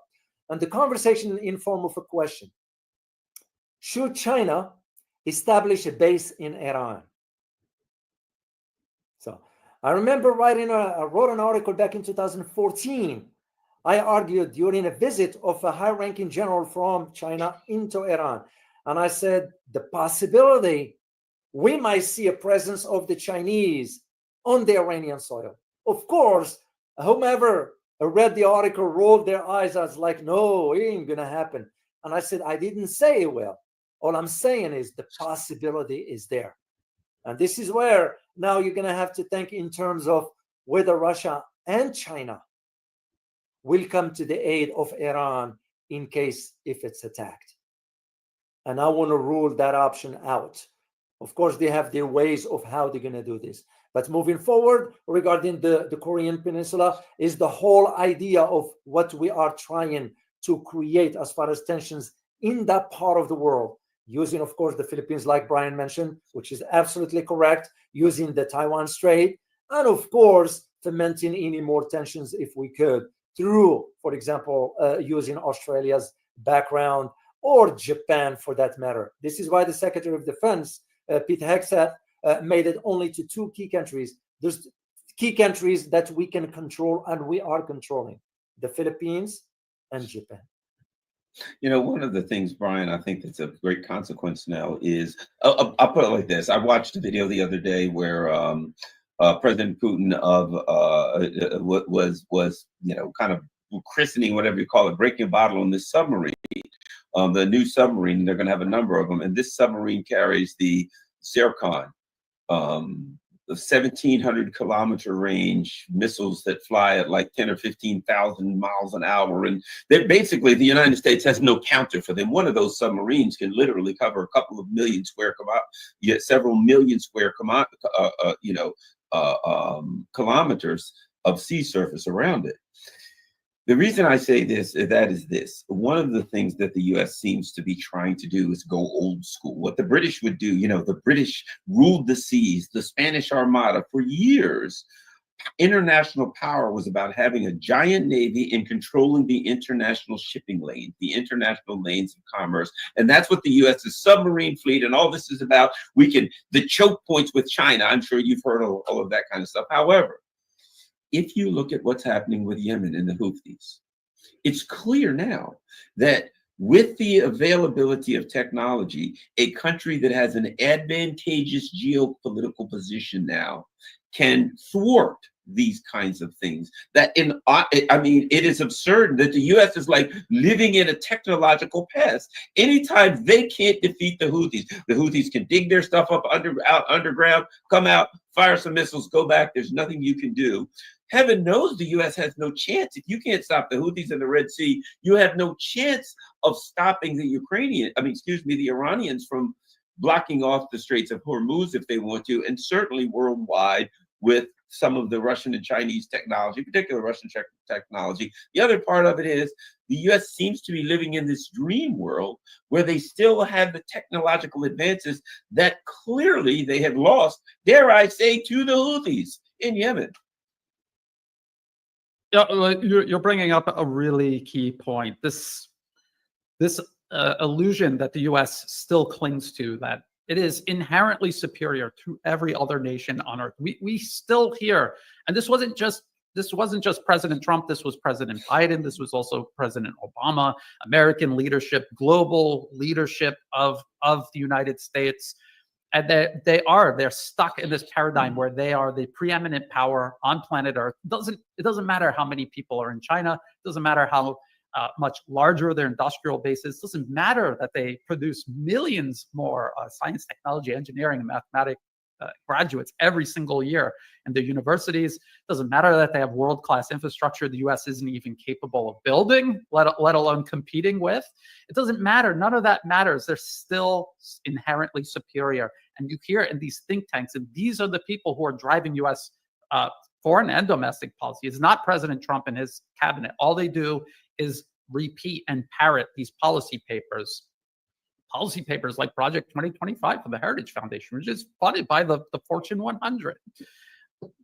They still think that somehow, no matter what happens, America is capable of leveling the playing field with just sheer ingenuity and willpower. And this is delusional. They are stuck because the West for centuries has dominated planet Earth. They cannot grasp a reality where they don't. And right now, there is this shift in power, the balance of power from West to the rest of the world. And they cannot wrap their minds around it. And they're still stuck in this mindset that somehow their military, their technology, their innovation, we hear about the US pouring all this money into AI as if China and Russia aren't also working on AI. They're talking about, we're going to overwhelm the Chinese with drones. Yes, okay, they have more surface vessels than us, but we can make more drones. And it's as if they don't understand that if China can make more surface vessels, which are vastly more difficult to produce than drones, surely they can drown you in drones. And it just seems as if none of this has ever occurred to them. It's because it requires them to flip a switch in their head that opens their eyes to see the world as it actually is, rather than as they wish it was or they think it is. And that is so dangerous. And if we look all throughout human history, this is the hubris of empire. And this is the cliff it always runs over itself. It always runs over the cliff on its own because of this hubris. The danger now is that the US has nuclear weapons, and AI is becoming increasingly capable and dangerous. And all the other weapon systems that exist around the globe, the fact that countries are going to react to what the US does, they're not going to just roll over for the United States. This is leading us to a very dangerous juncture. I mean, I've heard people say, well, if Kamala Harris was president, we'd be in nuclear war. I hear people talking about Trump nuking Iran right now. I mean, so how, what bullet have we dodged? I just see in American politics in Washington, I just see a firing squad. Doesn't matter who you pick. They have a rifle, a loaded rifle, and they're ready to fire no matter which one you pick. So this is the problem that we face. And I believe that hubris, that inability to see reality is the greatest danger to Americans. It's ironic that they say China, Russia, Iran, they're all dangers to America. It's Washington and Wall Street that is the greatest danger to America. Dr. Wallace, I know that's an area you're familiar with, military and military technology, and looking at the missile technology, particularly, Russia with its hypersonic missiles and the Oreshnikov and this other missile technology, air defense technology. The U.S. has fallen significantly behind in a number of these critical, I hate to use the word defense when it comes to military technological areas, but it's yet still pretending as though they're on par. If you get into a military conflict with a peer power that has significantly greater technology in missiles and air defense, you don't have a chance. If you're struggling against the Houthis, you need to rethink your strategies against everyone else. Anyway, your thoughts on all of this, Dr. Lalu, military technology and where that is today. Well, you hit the nail on the head, Garland, because the idea that we think we have this mighty power, weapons that is, and now it became evident. For example, what you mentioned earlier about Zircon, the head of the strategic command did disclose this. I know the media didn't want to talk openly about it, but he did disclose in a meeting that he will have nothing to defend against Zircon. As of today, there is nothing we can defend on. Now, here is where the two key things that have now, it's making the U.S. to think twice, despite what you hear, the rhetoric coming out of Washington, whatever, despite what you hear. Donald Trump has realized that he made a mistake. And the mistake is thinking that, I'm going to just walk all over the Houthis, for example. This is just on a smaller scale. Houthis just down an MQ-9. If you know a little bit about an MQ-9 and its technology, how high that needs to be, makes you just question, how were the Houthis able to down an MQ-9? They must have something that we were not aware of, Even there is unconfirmed that they might have even targeted an F-16. And I am not certain, and I'm intent to reach out to someone I know can give me straight answer regarding this. But my point is, when you think about this rhetoric regarding attacking Iran, because we are forcing Iran into negotiation table or military. Well, wait a minute.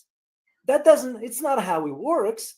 If a country doesn't want to negotiate with you because you have no credibility left on the global stage, you are the one who pulled out of the GCPOA in 2018 to begin with, unilaterally, against all the international rules and all. What makes you think that they're going to agree into sitting and negotiating with you? And threatening this language of war, Iran does not, because it's a part of the culture in Iran.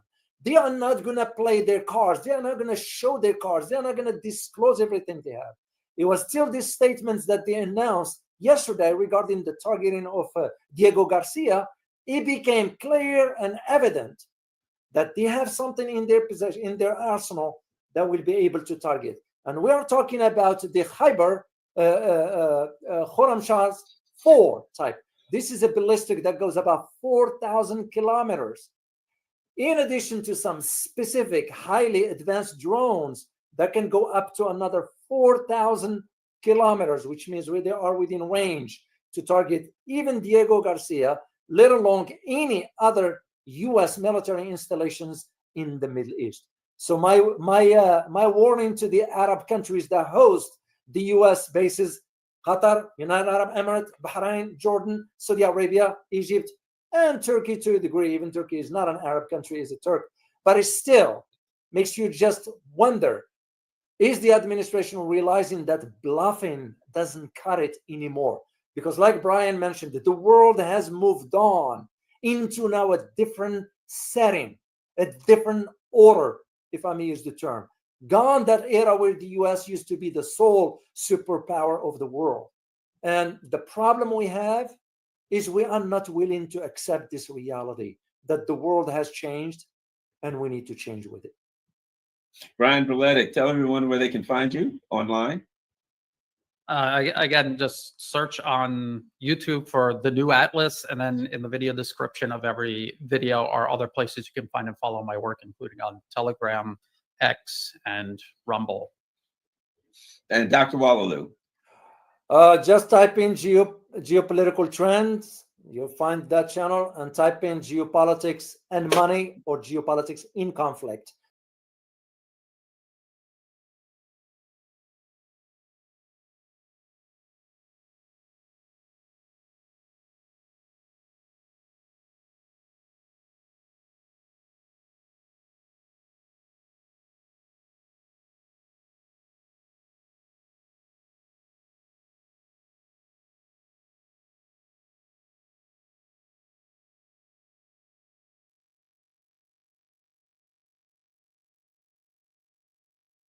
Come see us on tour in Hartford, Connecticut, Syracuse, New York, Atlantic City, Levittown, New York, Cohoes, New York, Los Angeles, Bakersfield, San Jose, Buffalo, Toledo, Montreal, and Toronto. Go to jimmydore.com for the cheapest tickets. Donald Trump campaigned as the peace candidate.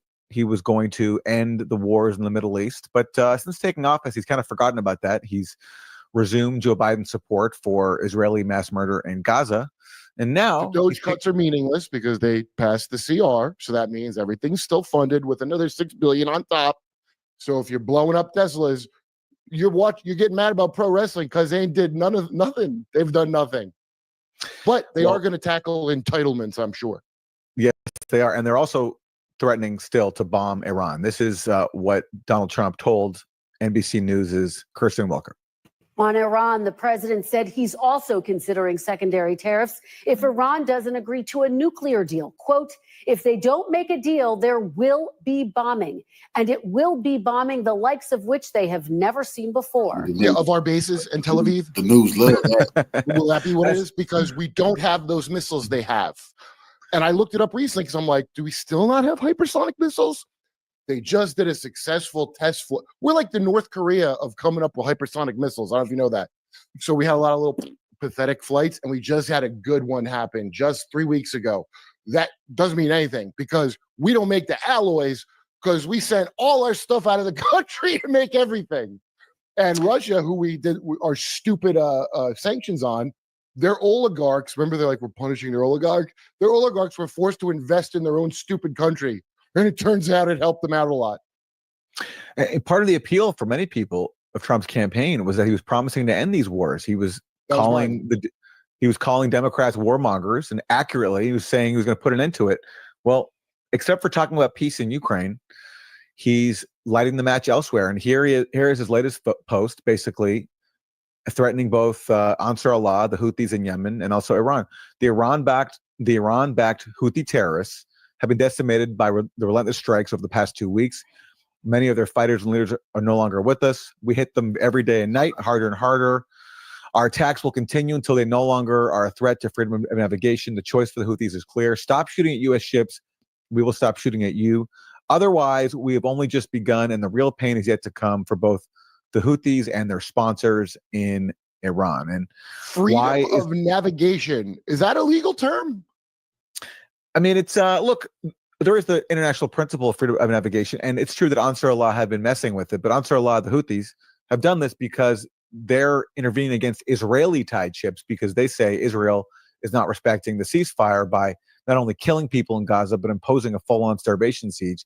And so they've said that we'll stop interfering with Israeli-tied ships if Israel respects the ceasefire. And Trump has decided, we went to Yugoslavia that time, except I think their facts are correct and ours were not, if I remember correctly.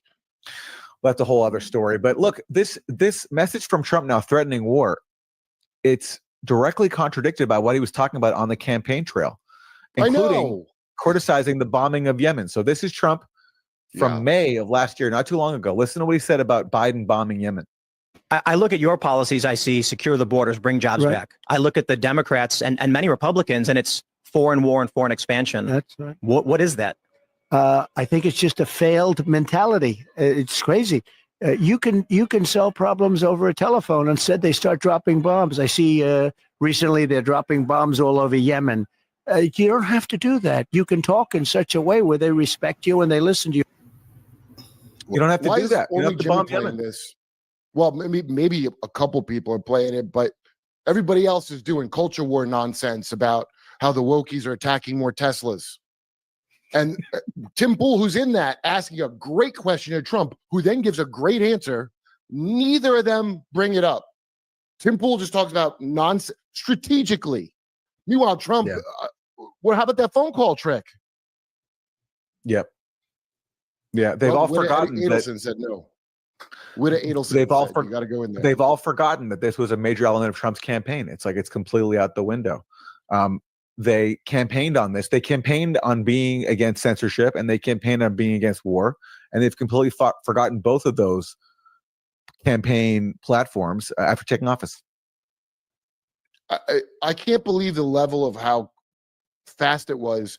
I'll tell you what's funny when I watch people that don't like I'll get in my feed, besides that Midas touch, like DNC funded crap, I'll get people, your classic shit libs on YouTube, and none of them will criticize Trump for the right things. Like almost none of them. All of them are like, nobody thought electing Wendy Williams president was going to be better. Stupids. Okay. It was just, we maybe had a shot with this guy.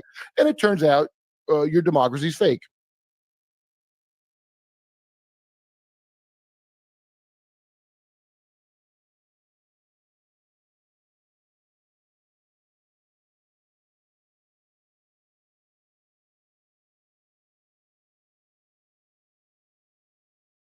Who ran on ending endless wars and putting America first, is now openly threatening to bomb Iran unless they agree to a nuclear deal. Yes, really. In an interview, he said, if they don't make a deal, there will be bombing. It will be bombing the likes of which they have never seen before. Okay, so now pause and think about that. Does that sound like foreign policy shaped by American national interests or something else? Because this isn't about stopping Iran from getting nukes. We tried that. It was called JCPOA, and Trump tore it up under pressure from the same foreign policy blob that's been agitating for regime change in Tehran for decades. The same people who still insist that bombing the Middle East makes Americans safer. And now, instead of a negotiated deal, we're back to threats of war. Even as Iran's leadership is saying loud and clear, if you attack us, we will pursue nuclear weapons. In other words, bombing Iran doesn't prevent nukes, it guarantees them. And yet we just slapped on a new round of sanctions. Why? Because that always works, right? Actually, no. Sanctions have destroyed Iran's middle class and strengthened the hardliners, the exact opposite of what we claim to want.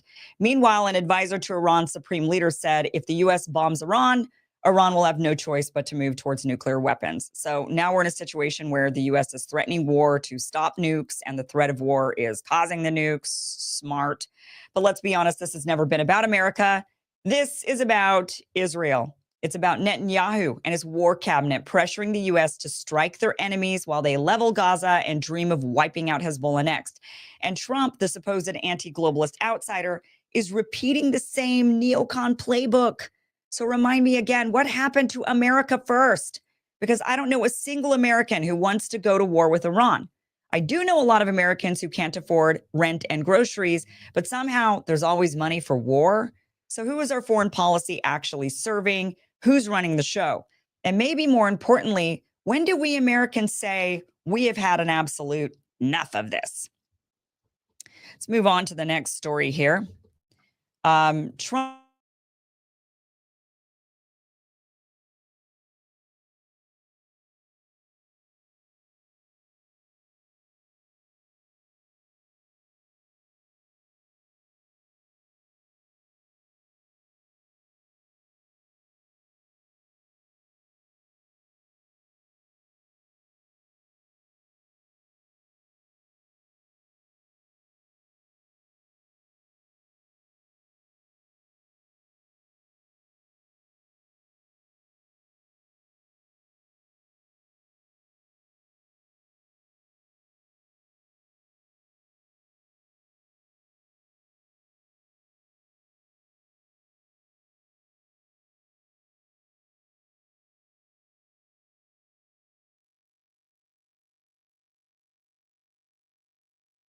get to your opinion on the likelihood, probability, desirability, however you want to characterize it, of the U.S.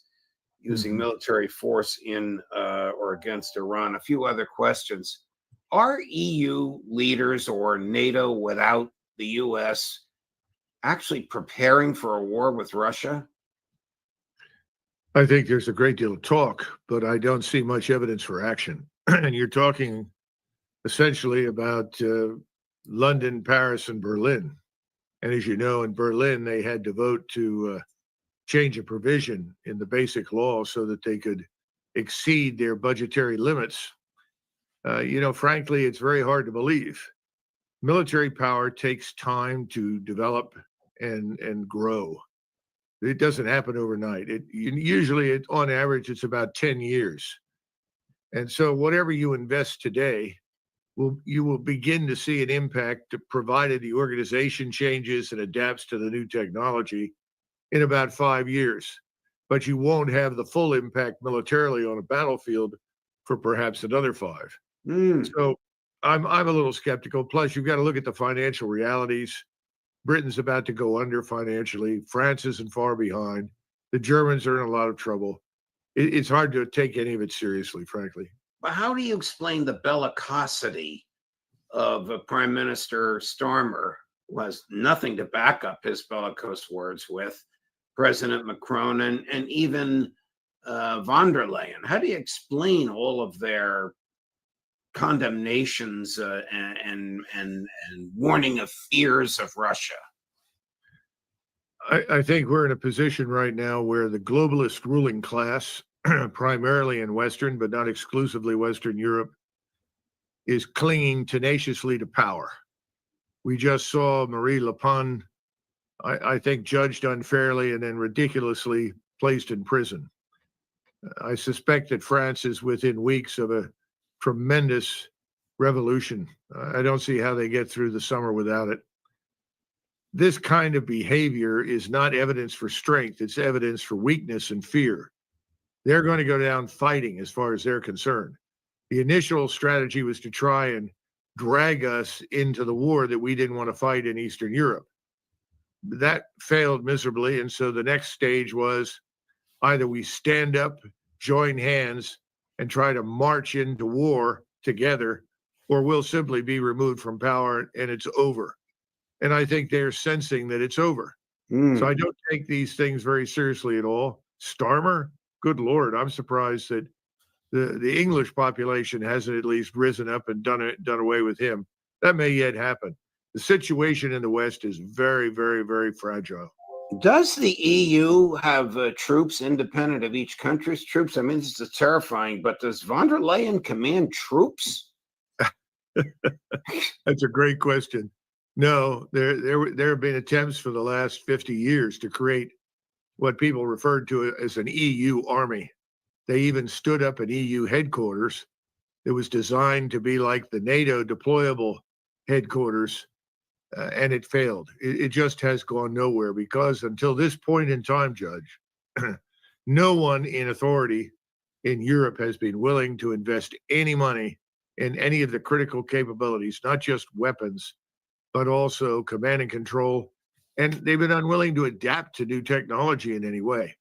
So these are empty threats. And I think that's why you've seen President Trump has largely ignored it, which he should. It has no meaning and it's not going anywhere. By the way, I don't see any evidence that the Russians are in the least worried about it. Okay. Let's go 10,000 miles away. Secretary of Defense Hegseth sounds bellicose about China. Is the United States preparing for war with China, perhaps over Taiwan? It's hard to imagine, but I guess we can't exclude the possibility. The problem is, and we've been through this before, you're talking about fighting 6,000 to 10,000 miles away from home. That means that you're entirely dependent on very fragile logistical supply lines, most of which have to come by ship or air. You're also dependent upon a collection of strong points in Japan, Okinawa, places like that, even Australia, and they're not reliable because they're static, and anything static can be targeted. Anything you target can be destroyed. So frankly speaking, that's another one where I sort of shake my head. People say, well, we've got to pivot and spend billions and billions and billions on new infrastructure in Asia. Well, we have an infrastructure problem here at home. So I don't think it's going to happen. And I think a lot of this talk is a desire to seem strong or tough or masculine. I mean, it's kind of crazy, to be frank with you. And the Chinese would win any contest in their home waters, hands down. I mean, there's a reason why after the Germans conquered most of Europe by 1940, that we did not land until June of 1944, because it took all of those intervening years to wear down the German military machine on multiple fronts. But you're not doing any of that against the Chinese, and the Chinese are a much more difficult proposition. They're the largest fortress in the world. So you're taking on something from the sea and the air that you have no chance of fundamentally damaging and changing. Well, I wish the people around the president understood that, as you've just explained it. Colonel, is there any military justification for the bombings in Yemen? At last count, it was 65 different bombings in a 48-hour period. I think it's done more than anything else as a demonstration for Iran. The problem is the bombings haven't had the desired effect on the people on the ground in Yemen. They remain defiant. They seem to have survived these horrendous bombings. They still seem to be able to manufacture much of their own equipment, including missiles. They have access to satellite intelligence, probably via Iran, but potentially from Europe, Russia, elsewhere. It's kind of a double-edged sword. On the one hand, I think the president and his advisors are trying to intimidate Iran. On the other hand, we look foolish because we haven't fundamentally changed anything on the ground. And by the way, Colonel Gary Anderson wrote a pretty good article about the Marine Corps, explaining why the contemporary Marine Corps is not capable of moving to these points via sea, coming ashore, and rooting out the enemy. Because to be blunt, that is exactly what would be required if you really want to eliminate the Houthis and their capabilities. You've got to go in on the ground.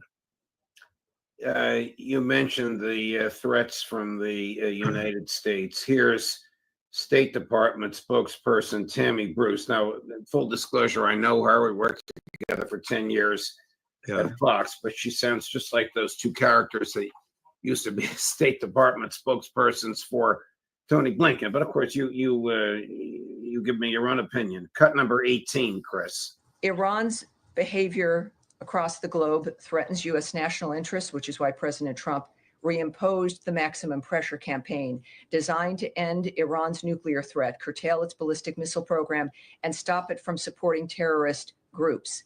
As the president has said, Iran can never have a nuclear weapon.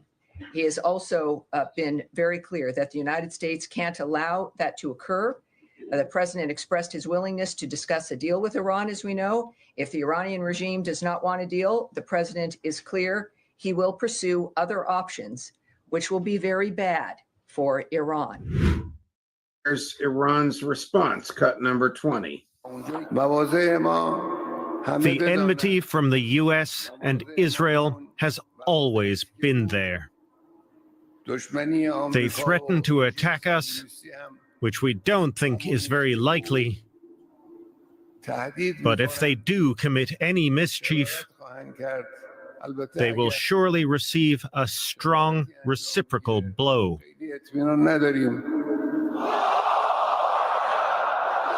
The Americans have at least 10 bases and 50,000 forces near Iran. This means they are sitting in a glass room. Someone sitting in a glass room should not throw rocks at others. I don't know what rank that general was, but is that true? 10 bases and 50,000 troops surrounding Iran already? Well, right now it's over 50,000, and I think you have to include the naval forces at sea, as well as the air forces and Army ground elements in the region. We can expect at least 27,000 ground troops that are in places like Jordan, Syria, Iraq. What's interesting is that the current president, was very anxious to withdraw all of our ground forces from the region out of concern that in any future war, these ground troops were indefensible.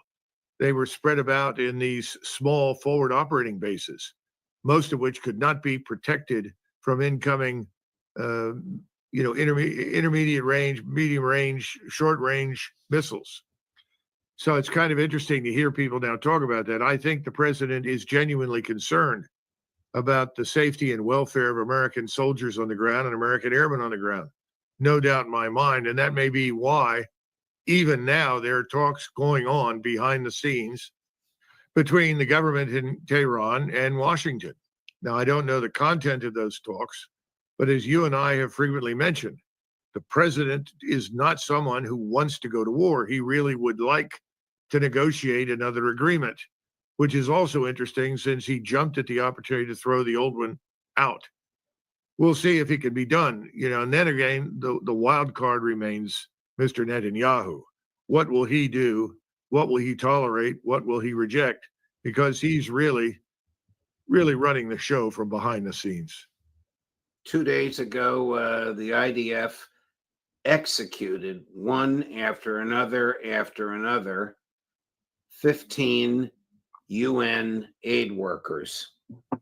No outrage, no apology. In fact, excuse me, let me find the right clip, Chris. The State Department spokesperson didn't even want to address this. Here's the same Tammy Bruce. Before you reply, Colonel, this will aggravate you as it did me.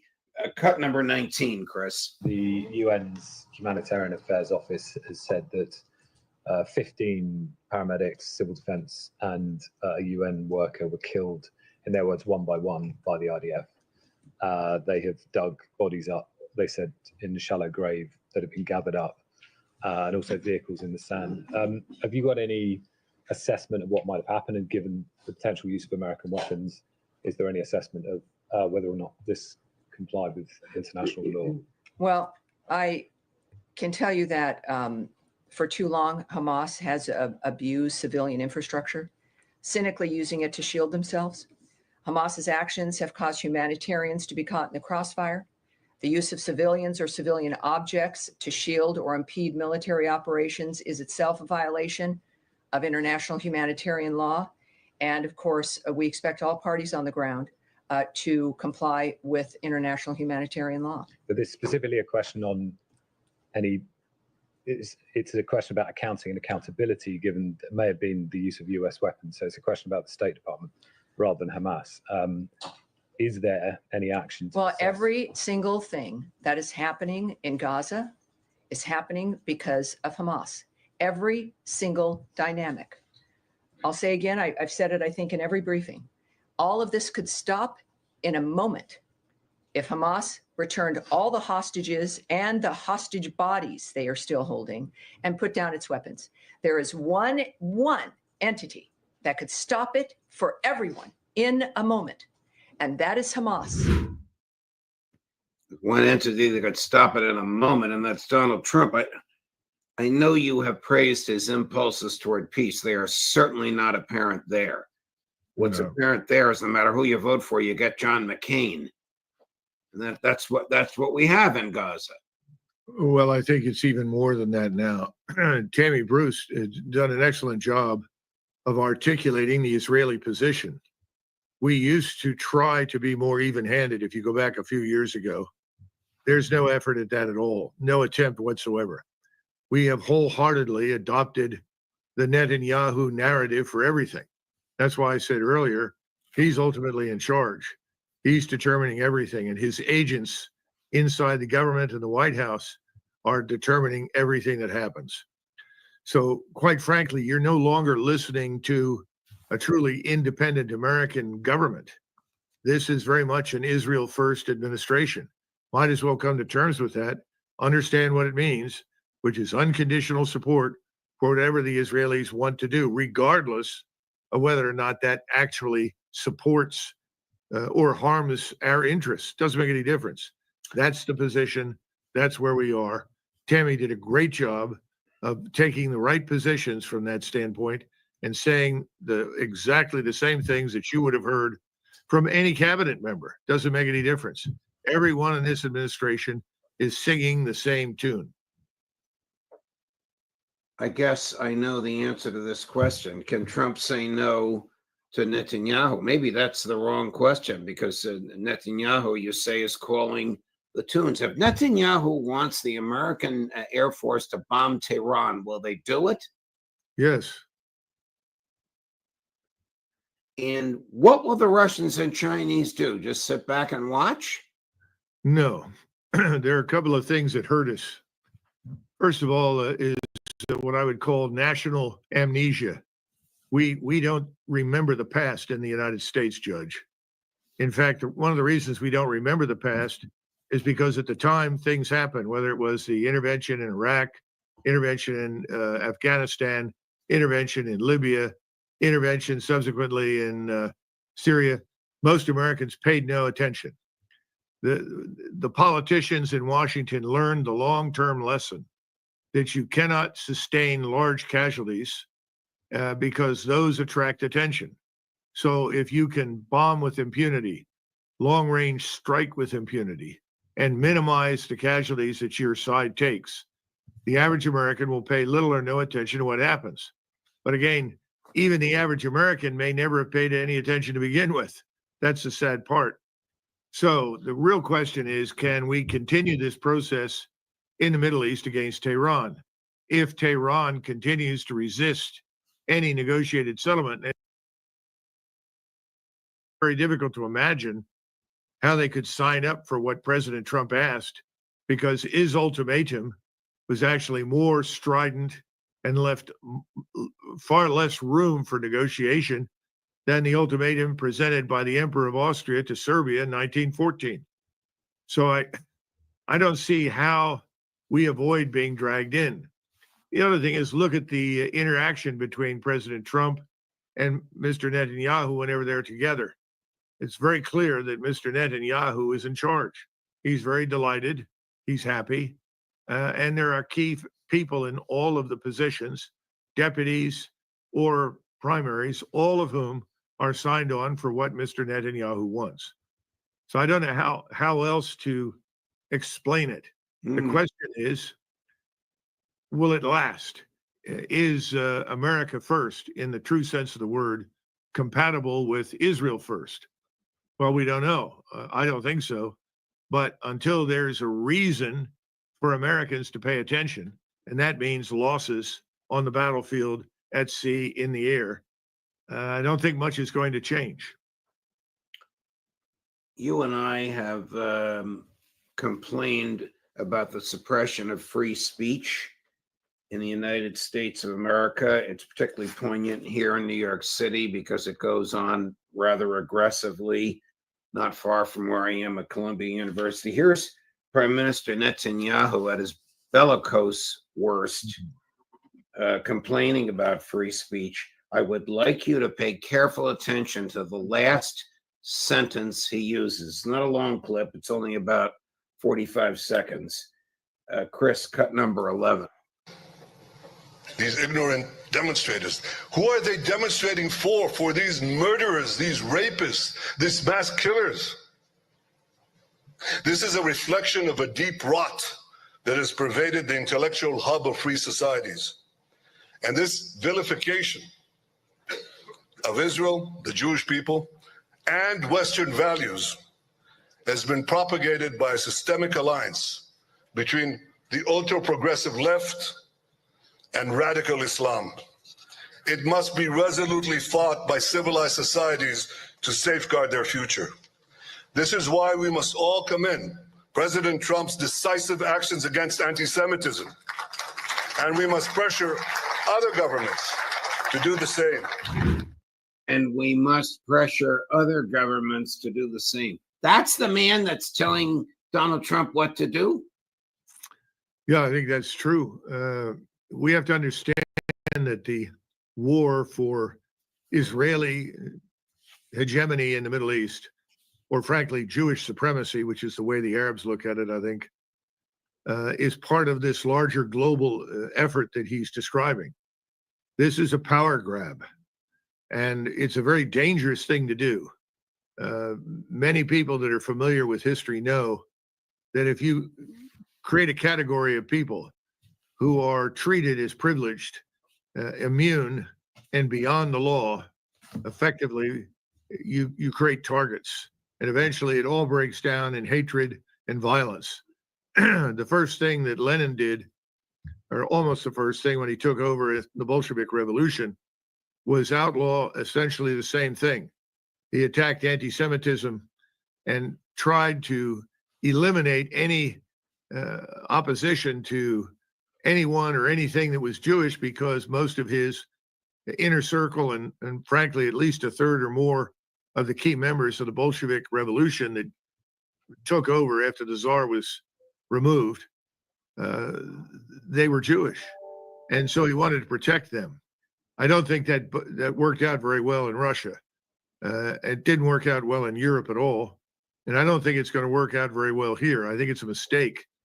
I would think if I were Jewish, I would want to attract a great deal less attention to myself and to those of us who are influential citizens, for fear that you get the opposite of what you're trying to protect. But, you know, this is where we are. It's all part and parcel of the same thing. The media is not going to cover any of it, as you saw with Tammy Bruce. Even though she's a State Department spokesman, there's not much difference between what she says and what you're going to get from the mainstream media. And eventually you reach the conclusion, if you take it to the inevitable end, that all of these Palestinians really deserve the worst. They deserve to die. They deserve to be killed. And that's the effort. And as I said earlier, until quite recently, I don't think most Americans have paid any attention to it. And again, I don't think they will until we are somehow or another seriously harmed. I mean, this could come as a result of both a financial crisis and an overseas conflict that we really don't need to fight. They combine to tank our economy and ruin our position in the world, ruin our standard of living. Those kinds of things are no longer impossible right now. Can Donald Trump intimidate Vladimir Putin? No, absolutely impossible. People need to understand that in Europe in general, but particularly with President Putin, he's focused on the interests. And when you ask him to do something, he's going to look at the limits of Russian interest. And if the Russian interest supports it, he'll do it. It has nothing to do with personalities or how much he likes or dislikes Trump. And ultimately, these people are gentlemen. They are absolutely polite. By the way, that's true in the Middle East as well. The Saudis, any of the people in the Middle East are not going to tell you to your face that they utterly hate and despise you and that you are a madman. They'll be polite and they'll try to talk in terms that we understand that are not too blunt but tactful. I don't think we understand that. So Putin is not going to be intimidated in any way, shape, or form. Look, Russia is flush with victory in Ukraine. They can move in any direction at any time as far as they want to go. They've had setbacks, to be sure, over the last 3 years off and on, but they're in the driver's seat. They've got victory. More important, I would say, perhaps, is the demonstration of their technological superiority in military equipment, particularly in missiles, rockets, and so forth, as well as the superior performance and training of their soldiers. So this is not an inconsequential situation. Expecting the Russians to be intimidated by us when our equipment is performed badly, when the strategies and tactics that we have pushed on the Ukrainians have failed badly, when we have embarrassed ourselves in so many places in the world today and are struggling financially. The sovereign debt that we carry, that people dismiss out of hand, is almost non-existent in Russia. Russia is solvent. We are not. So there's no real rush for President Putin to push anything. In fact, if he's patient, we stand an excellent chance of falling apart on our own. Colonel McGregor, thank you very much. Thanks for allowing me to go all across the board from Taiwan.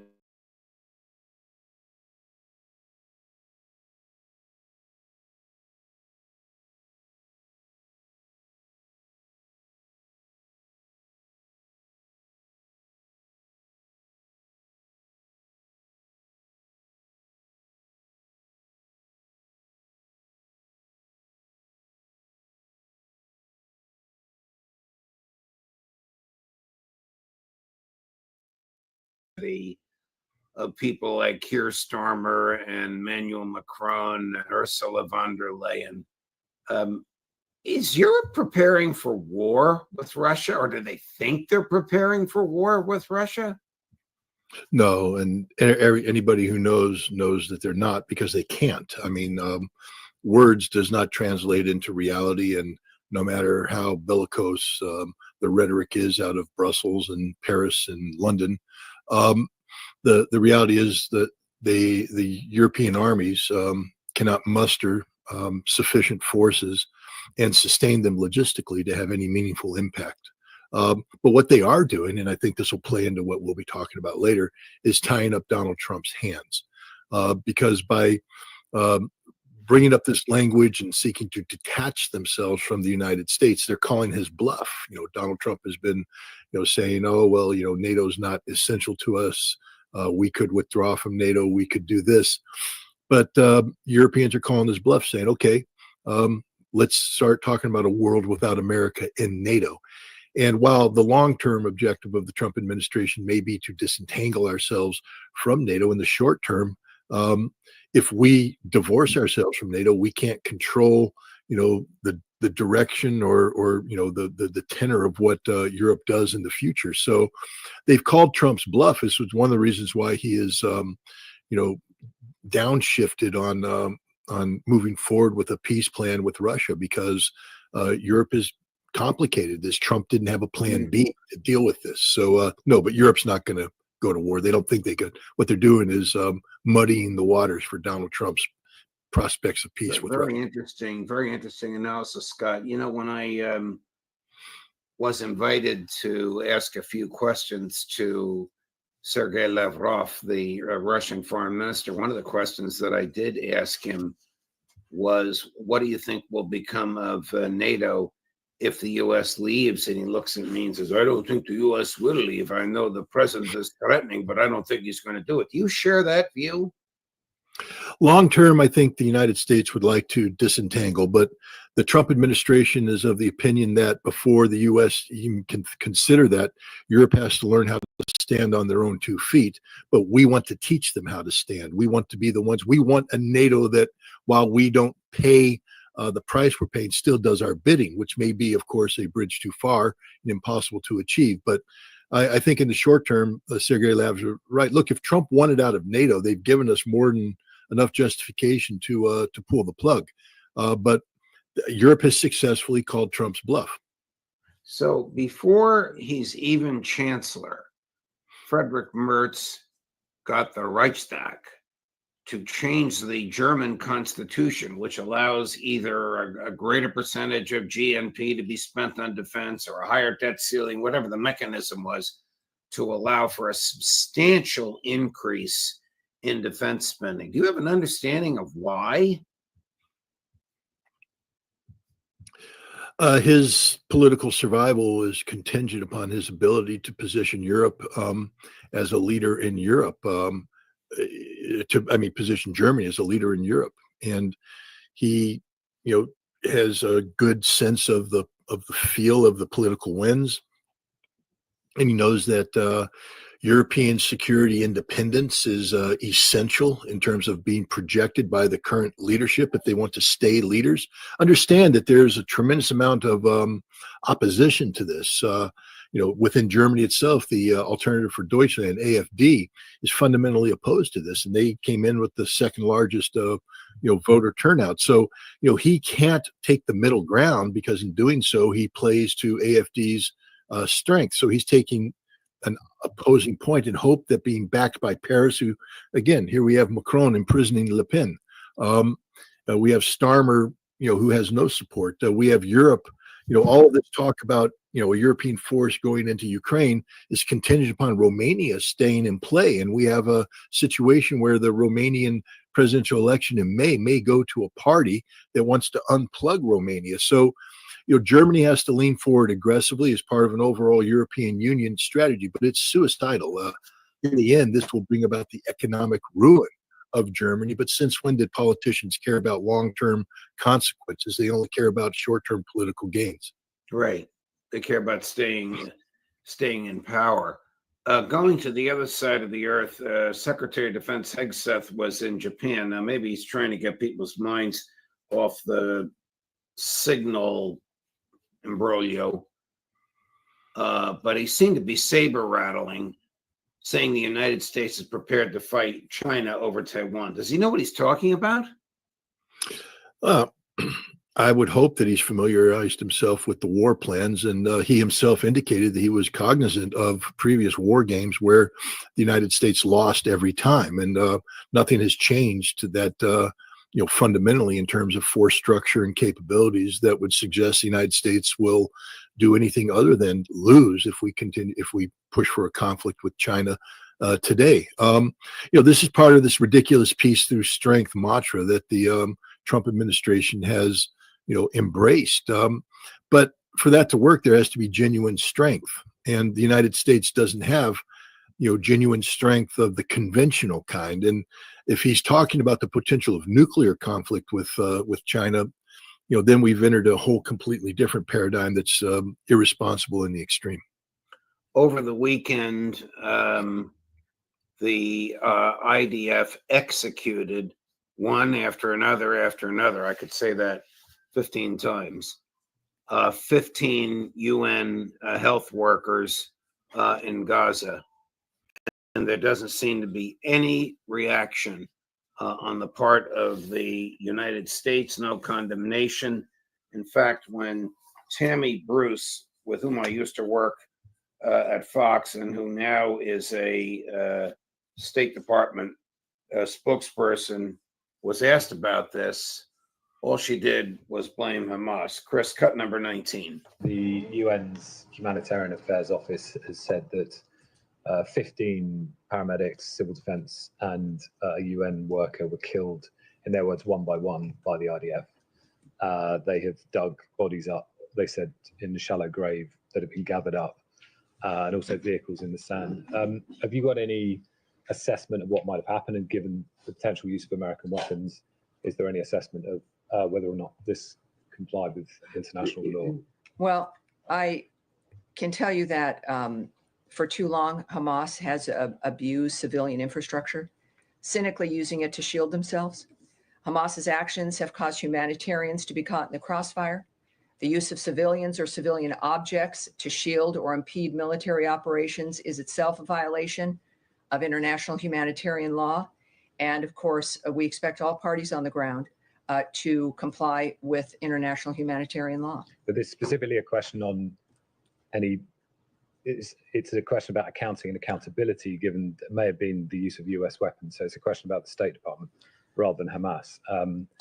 Is there any action? Well, every single thing that is happening in Gaza is happening because of Hamas. Every single dynamic. I'll say again, I've said it, I think, in every briefing. All of this could stop in a moment if Hamas returned all the hostages and the hostage bodies they are still holding and put down its weapons. There is one entity that could stop it for everyone in a moment, and that is Hamas. The more things change, the more they stay the same. This is as crazy as her predecessor. Yeah, the one entity that could stop this is Donald Trump with a phone call to Netanyahu saying, we're not sending you any more weapons with which to kill. Did she address the slaughter of these 15 UN aid workers? No, and she doesn't care about them, and nor does the Trump administration. And frankly speaking, increasingly, nor does the rest of the world. This is the problem. I'm looking back and reevaluating Trump's embrace of the ceasefire. because when it originally came out, and you know this, I thought that it was indeed a legitimate attempt to bring peace and stability into a region that's beset by horrifically complicated problems. Right.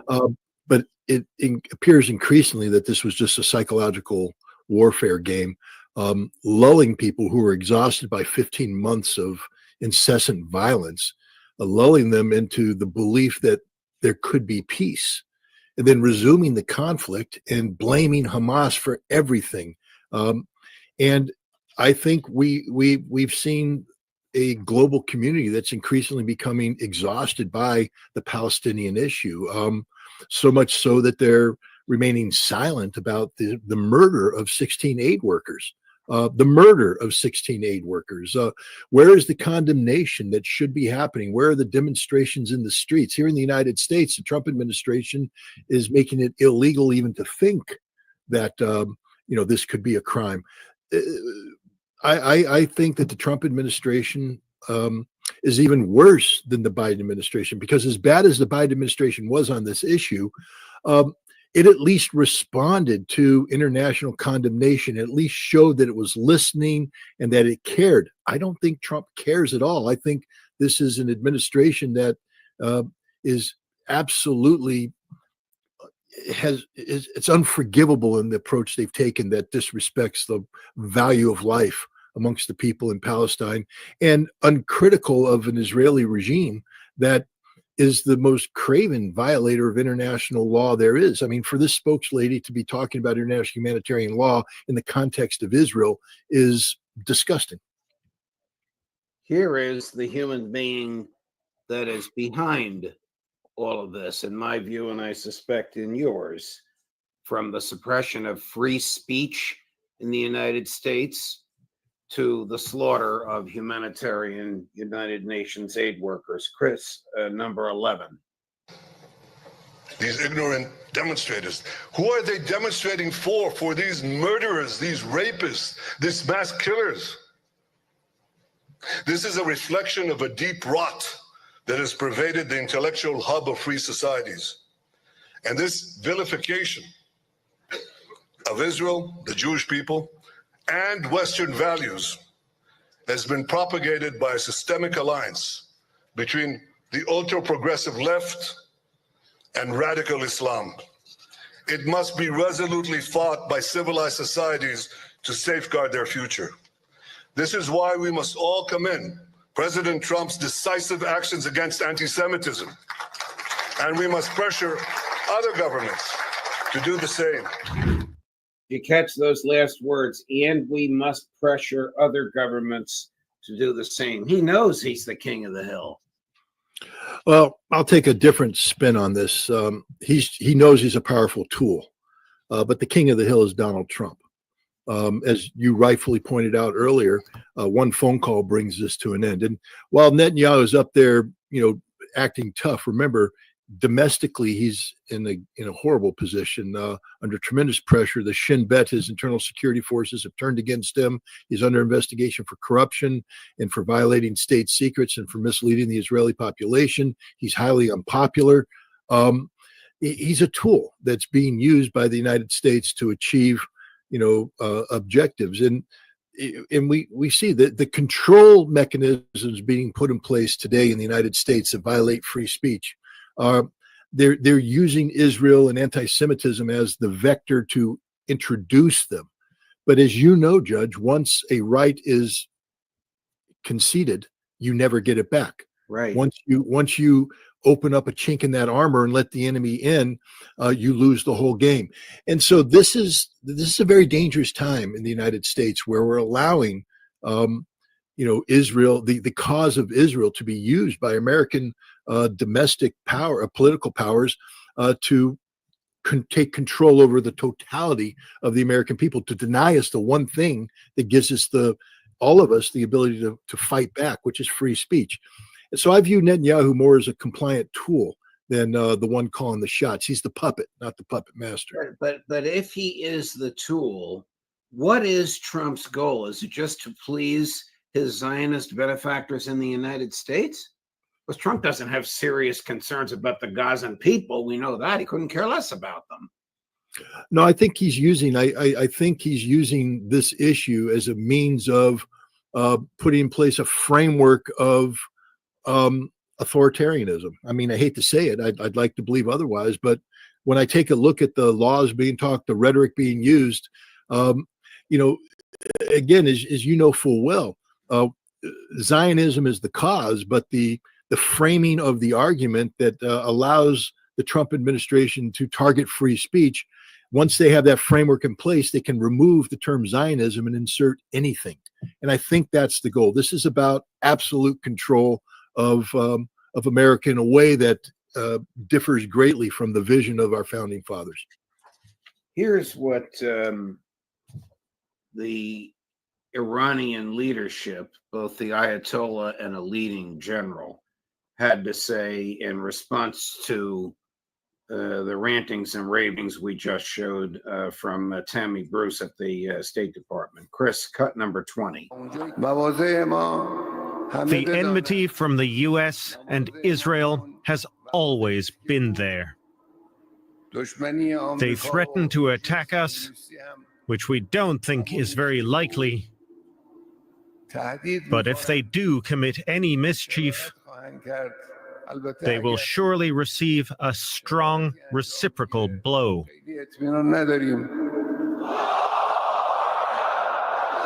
The Americans have at least 10 bases and 50,000 forces near Iran. This means they are sitting in a glass room. Someone sitting in a glass room should not throw rocks at others. Do you know this, General? Do we have 10 bases in the region? Do we have 50,000 troops sitting there as sitting ducks, as he claims? Well, he's right. I mean, that's been the case all along. Iran has some very capable ballistic missile forces, but I'll push back on him. And if I were talking to him, I'd say the same thing. Don't confuse a glass Airbnb with a glass house, because striking these bases is not striking America. And yes, you may do harm to these bases and all that. We will destroy your nation. And that's not a threat. That's not me threatening. It's a statement of fact. The United States of America will not lose an existential battle against Iran. We have the ability to destroy Iran.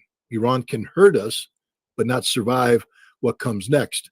And this is what's frustrating about this whole thing. The Iranians are on the right side of the history.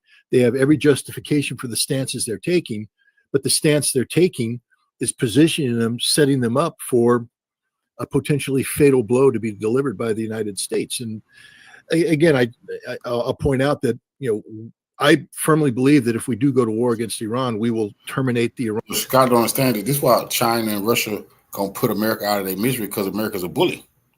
That's why North Korea wanted to destroy, because America's a bully. See, he's saying Iran is right.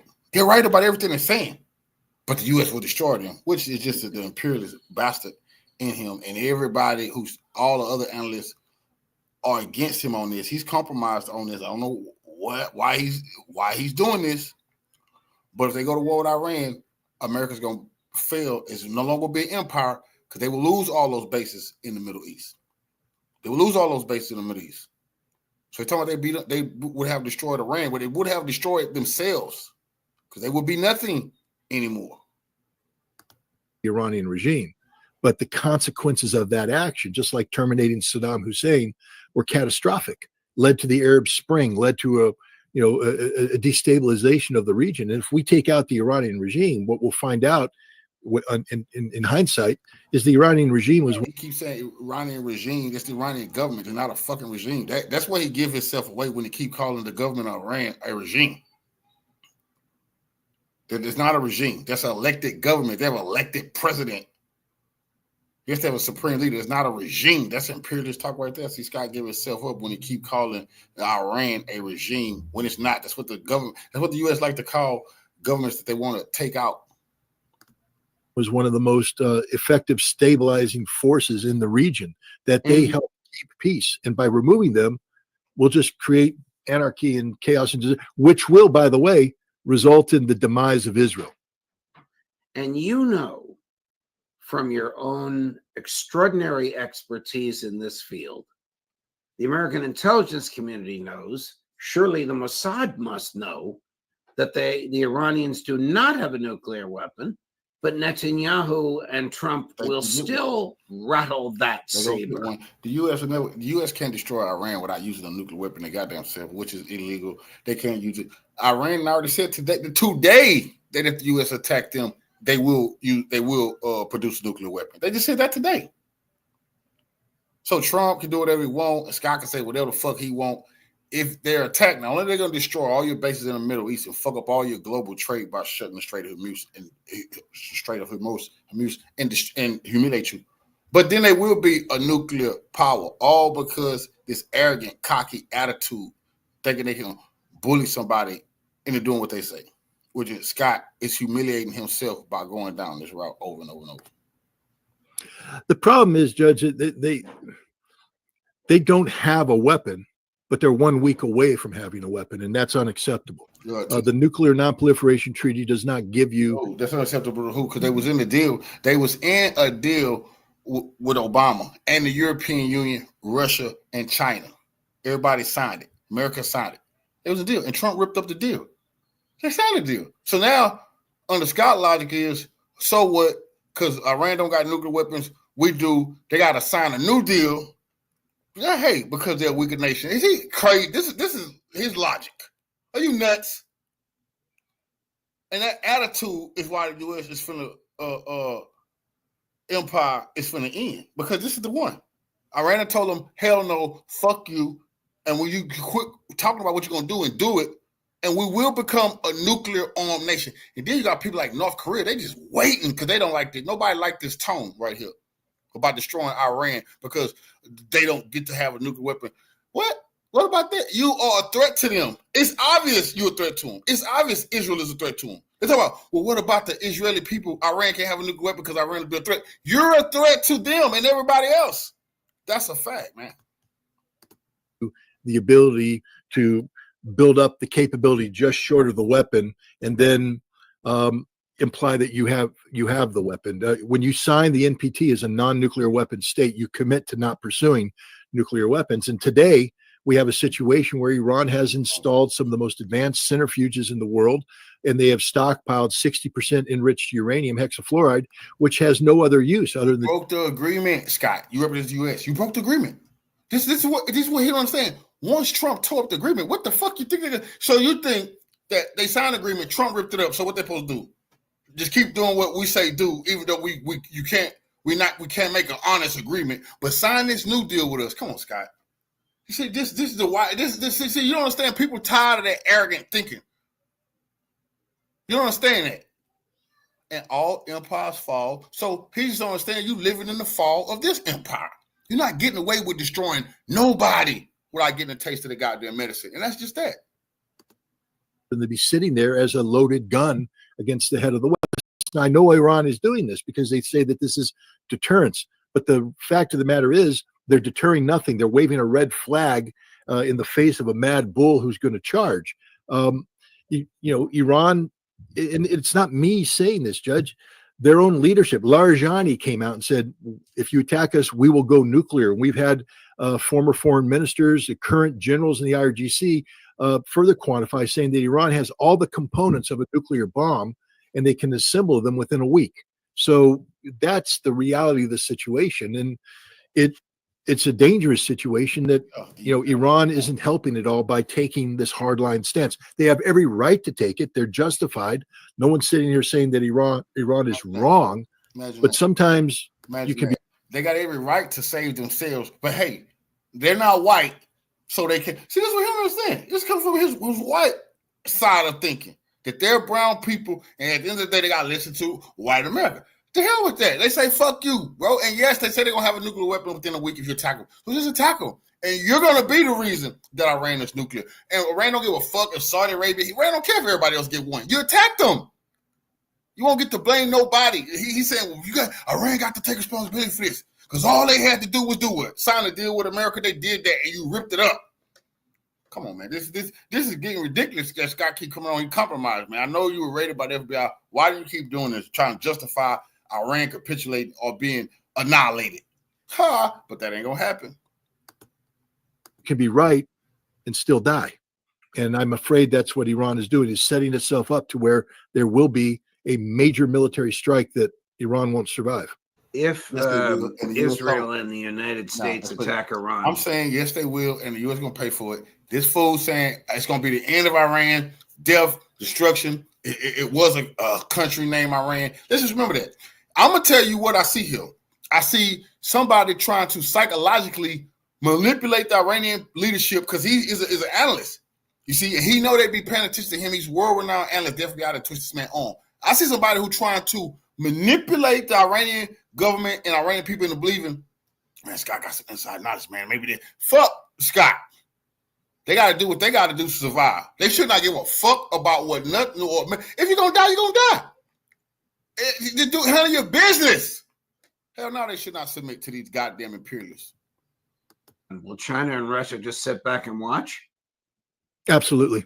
Look, if China and Russia were going to do anything, they'd be doing it now. You'd have Russia. They won't. China and Russia just met today about this business. They had a nice little meeting. He the only person saying it. No way would China or Russia allow America to wipe Iran off the map. That's a big time lie.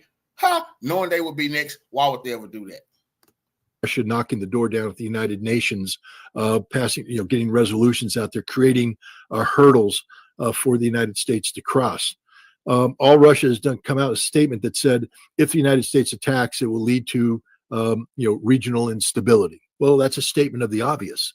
But what is Russia doing diplomatically to prevent this? And the answer is, at least overtly, nothing. They signed a strategic framework agreement with Iran, which is not a treaty. It was actually a mechanism that could lead to a resolution of this issue should Iran not double down on stupid. And I don't mean to call the Iranians stupid, but I am. Again, possessing the ability to produce a nuclear weapon within a week is not where you want to be at this point in time. It doesn't, people can say, well, they have every right to do this. That doesn't matter. What matters is that they've done it. And now this poses an existential threat against Israel, who is, for better or for worse, probably worse, an ally of the United States. And we're not going to allow this situation to go forward. It's a very dangerous situation. But if Russia wanted to stop this, or were intent on stopping this, Russia don't want to stop it because they want you to end your empire by being stupid. China don't want to stop it. They're not going to come. They're not going to save you. No, they want you to make this grave mistake and get wiped out, battling the Iranians who ready to die, and your soldiers not ready to die. They all want to come home to their families. They won't. So no, Russia's not gonna know. They're not gonna intervene. They're gonna make sure the Iran got all the weapons that they ever needed to deal with you. China gonna make sure Iran got all the weapons that they ever needed to deal with you. They'd be at the United Nations right now throwing resolutions out there, and so would the Chinese. Does Donald Trump have any cards to play with Vladimir Putin? None whatsoever. It's a losing game. Look, he does have one card. And that's the good faith card. And what that would be is to take the cards and put them down and say, I'm not playing the game here. I'm not trying to, out Trump you and outbid you and all this. I want peace. And I recognize that you are the victor in a war that is characterized more accurately as an American war against Russia, using Ukraine as a proxy. So I understand that you have beat us. And what I want to do is mitigate the impact of this defeat by getting you what you say you need, but maintaining, sufficient infrastructure so that the United States is not a complete loser in this. The good faith card, where we were serious about this. I thought that was the card that Trump was going to be playing early on, especially when he sent Steve Witkoff over there and they met with Kirill Dmitriev, they met with Vladimir Putin, and they began this remarkable process of engagement that was unprecedented. But the most recent rhetoric out of Washington, D.C. shows that Donald Trump's not serious at all about this. He continues to coddle Zelensky, which you can't do. He empowers Europe through his indecisiveness. Rather than telling Europe to sit down and shut up, he continues to engage with them and allow them to bluff him into not taking the decisive action that he needs to take to bring this conflict to an end. And Russia is aware of this. The Russians are, of course, being very demure in their approach diplomatically. But we look at the reality. We look at the statement of Putin. We look at the statement of Rybakov, and we look at the statement of others, Lavrov, The Russians know darn well that the United States is not negotiating in good faith, and they are very clear-eyed about this and clear-eyed about the need to continue moving forward, not to hold out hopes of somehow, an American economic revival of Russia. They're saying even if we get peace, we're not inviting these companies back in because we don't want to open the door to America being able to threaten us with sanctions, threaten to withhold. We don't trust the Americans, nor should the Americans ever be trusted again, at least not under the current iteration of leadership. Can Trump intimidate Putin? He seems to think that he can. No. I was going to try and come up with some sort of facetious argument, but the answer is no. Russia, first of all, Trump wouldn't be the first president that's tried to intimidate Putin. George W. Bush, when he withdrew from the anti-ballistic missile treaty, was somehow saying, we're going to build these missiles, but you don't need to worry about it. And Putin went, no, we're not worried about it. We're telling you what the consequences will be. That if you do this, we're going to take actions that overcome whatever you think you're going to build. Is that intimidating Putin? No, it's Putin being very pragmatic and coming up with a response. He did the same thing with Obama. He made a mistake with Obama. He actually negotiated in good faith for the New START treaty under the belief, based upon Rose Goodmuller, I think her name is, the negotiator, promise that the United States, while they couldn't incorporate anti-ballistic missile issues into the New START treaty because of the politics of the Senate, that if Russia would just get this thing done, we promised to go to the table and address the anti-ballistic missile issue. And we lied, straight up lied. Well, that's a lesson to Vladimir Putin too. You can't trust America. We did the same thing on Minsk. Biden promised Putin that we would put pressure on the French, the Germans, and the Ukrainians to implement Minsk. You can't trust Americans. You heard what he just said? But he wants the Iranians to dismantle their nuclear weapons and trust Americans. What? You see? It's because they can't bully Putin. If they could bully Putin, they would do him like they're threatening to do the Iranians, but they can't. But Iranians saying, fuck that. They're not going for that shit anymore. They're ready to fight. And when you attack them, a week after the attack, they're going to have nuclear weapons for your ass. He made that promise in June of 2021.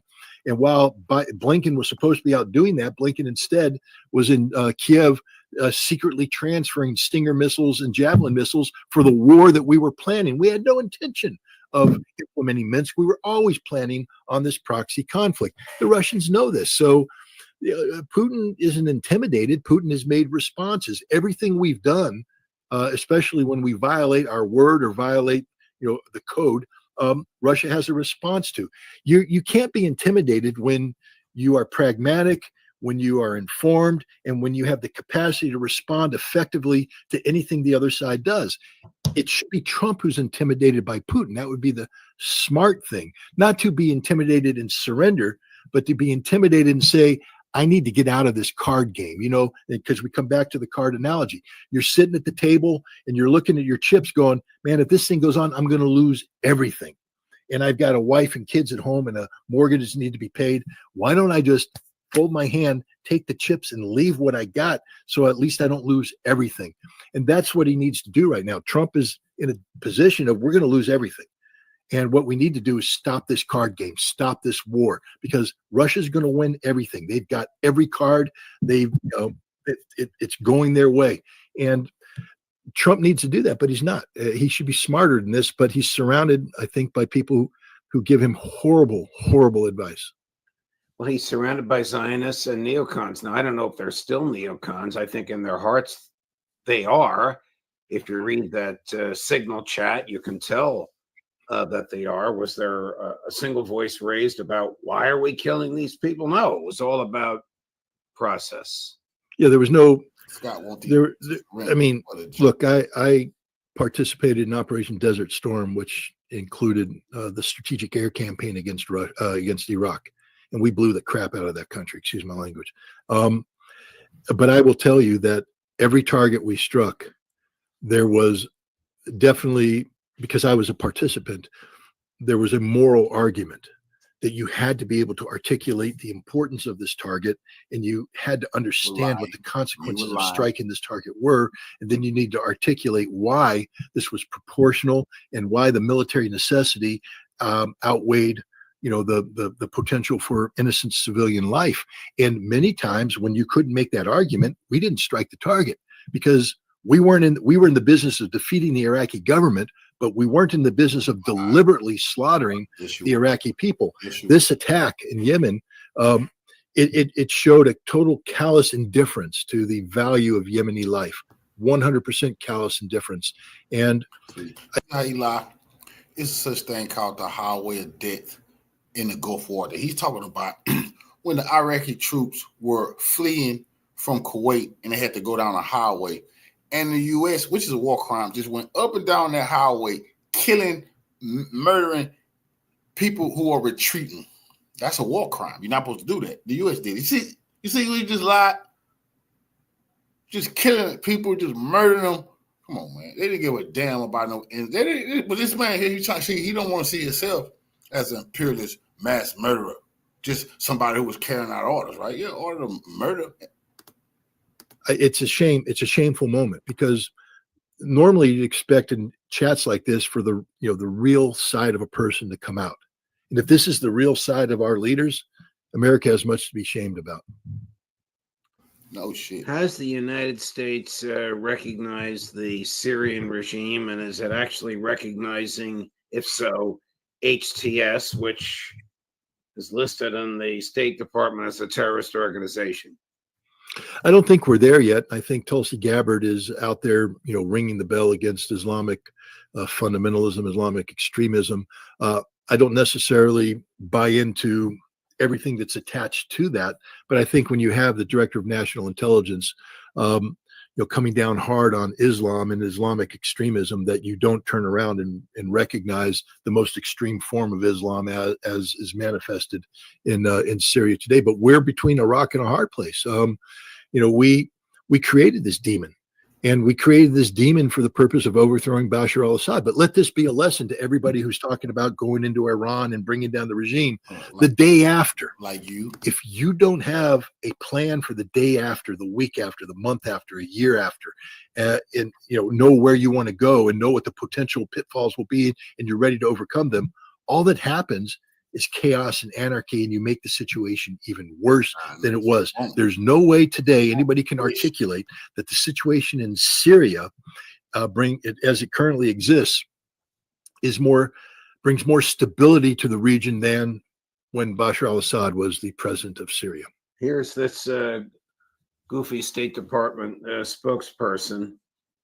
I don't remember if she's reading from her laptop as she was in the other clips, or if she's speaking from her heart and her head. But anyway, here she is on Syria 3 days ago. Chris, number 17. You're aware of the announcement on Saturday of the interim authorities by the interim authorities of a transitional cabinet in Syria. We recognize the struggles of the Syrian people who have suffered decades under despotic rule and oppression of the Assad regime. And we hope this announcement represents a positive step for an inclusive and representative Syria.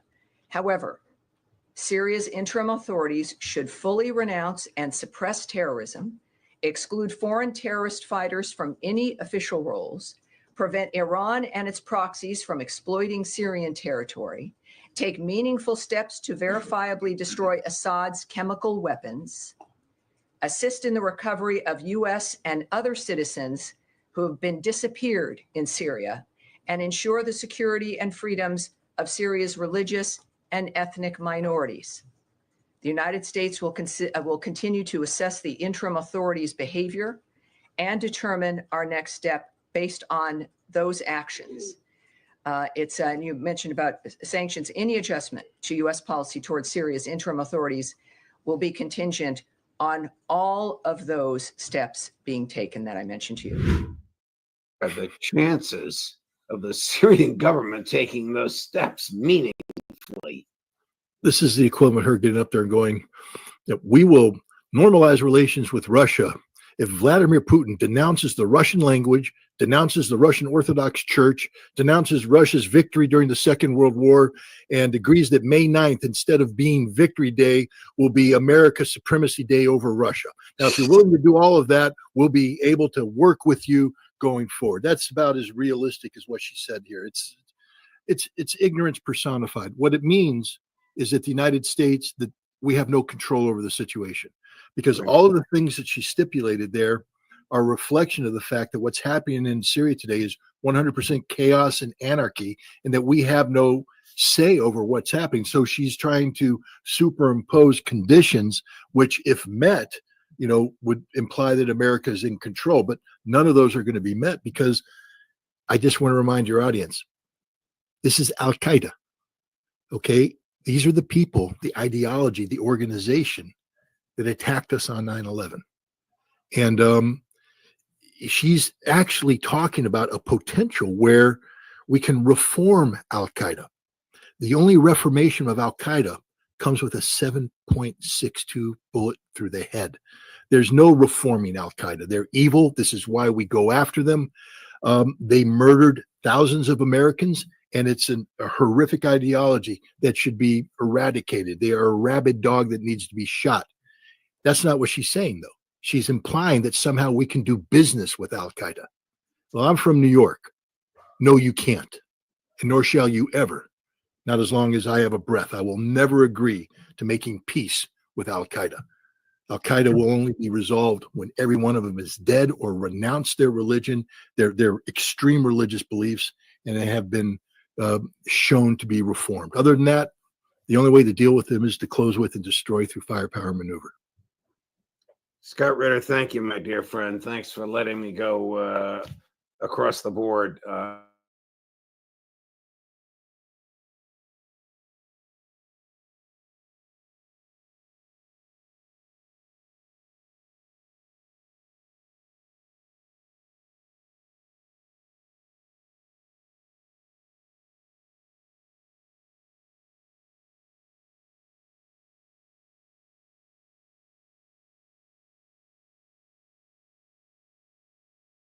My next guest, the man himself, Michael Maloof. Michael Maloof, there we are.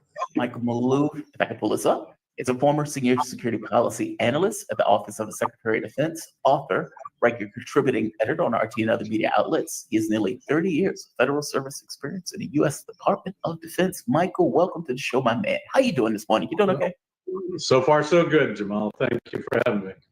Thank you. I brought you on because I am confused. I am confused.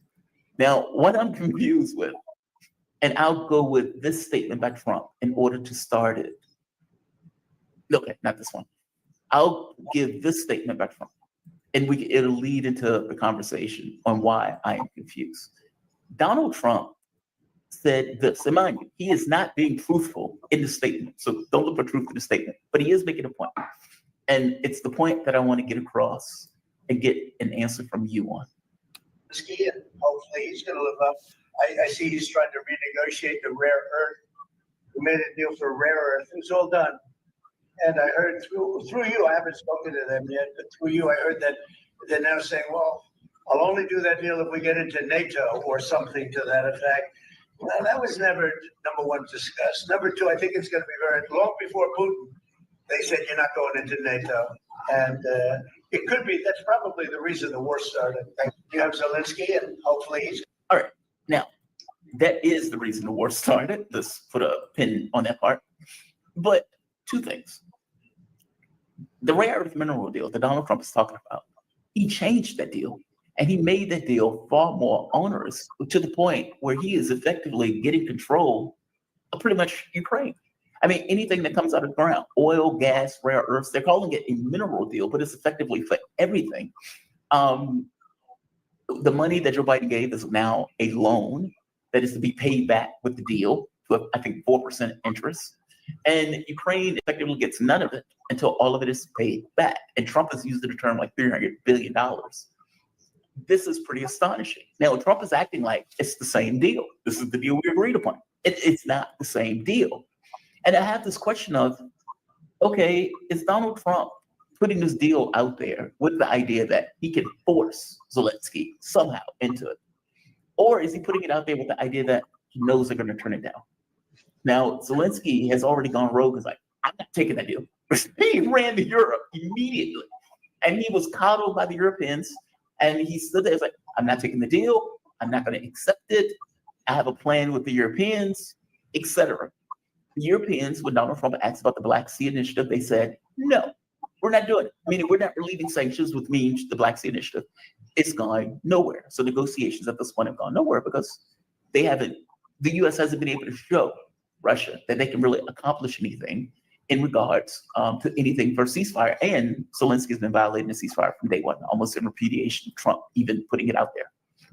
Did Trump put this deal out there knowing full well that Zelensky and Narada cannot accept it? And if so, why? Well, there are many considerations here. As I understand the deal, the amount of money that the U.S. would extract would be probably less than what Trump says is $350 billion. But after that amount, it would be shared, and there would be a fund set up for rebuilding and what have you. The unknown is what minerals and rare earths would there be. I mean, that amount. I mean, it's uncertain. In terms of, I think the Trump view is that the minerals deal would be to would in and of itself offer some kind of a security assistance that they're seeking by the mere presence of U.S. presence in Ukraine. That's not. But at the same time, you're hearing Russia say they accept no NATO troops. That would presumably include U.S. Even to protect U.S. investments. A lot of people are pushing for Zelensky to go with the minerals deal because it will ensure some kind of U.S. presence, even commercial presence. And at the same time, earlier we heard that even Russia might be interested in, because it contains most of the rare earths in Ukraine, might be interested in a rare earths deal with Trump. But even that's been held in abeyance because now it's being overshadowed by something else, and that is the fact that notwithstanding given the ceasefire that was supposed to kick in with a respect for not hitting energy infrastructure, there is a continuous effort by the Ukrainians to do just that against Russian energy infrastructure.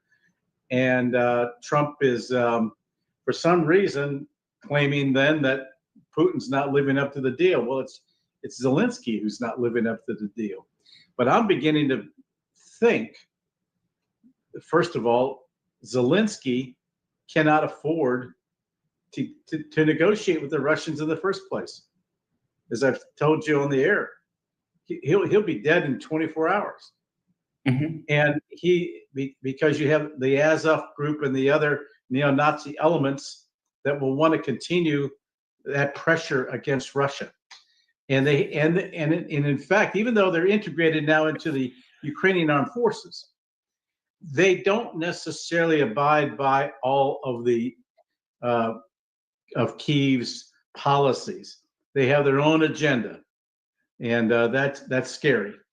And they will work with Zelensky as long as he conforms to their interests.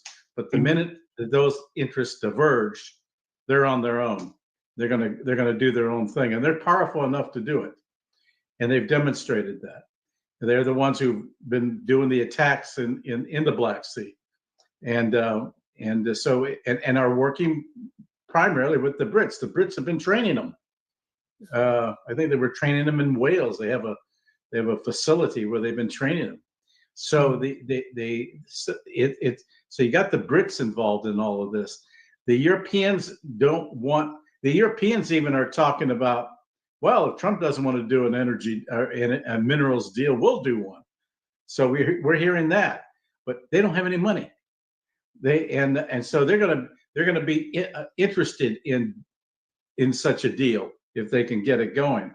And maybe that's what Zelensky's holding out for. But as long as he's getting some kind of assurance from the Europeans and particularly the Brits that they will be getting backed up with monetary and logistical support for continuing to wage the conflict, Zelensky is in no rush to settle. And that's why I'm beginning to think now that it's not Putin so much. And I think that maybe Putin needs to call Trump directly and explain, here's what's happening. Our energy infrastructure is being hit, and they've been hit with HIMARS and ATACMS and what have you, and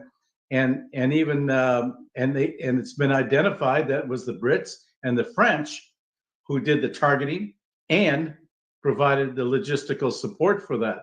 So the Europeans are preparing and continuing this initiative against Russia, even though Trump wants a more geostrategic realignment with Russia and renewal of diplomatic relations. I don't know why Trump isn't putting pressure on Starmer of Britain and Macron of France to knock it off, but they've made it clear that they're going their own direction as well.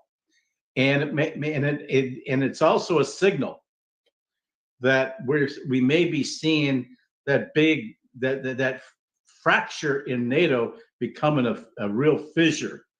That we're really going to be seeing a divide there, and as a consequence, the Trump's persuasiveness over the allies, NATO allies, is probably becoming less and less probable as a result.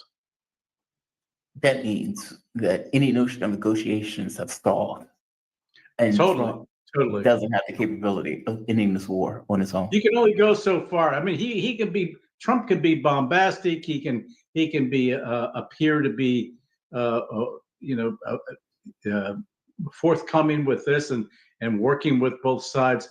But there are too many players involved here, too many uncertainties.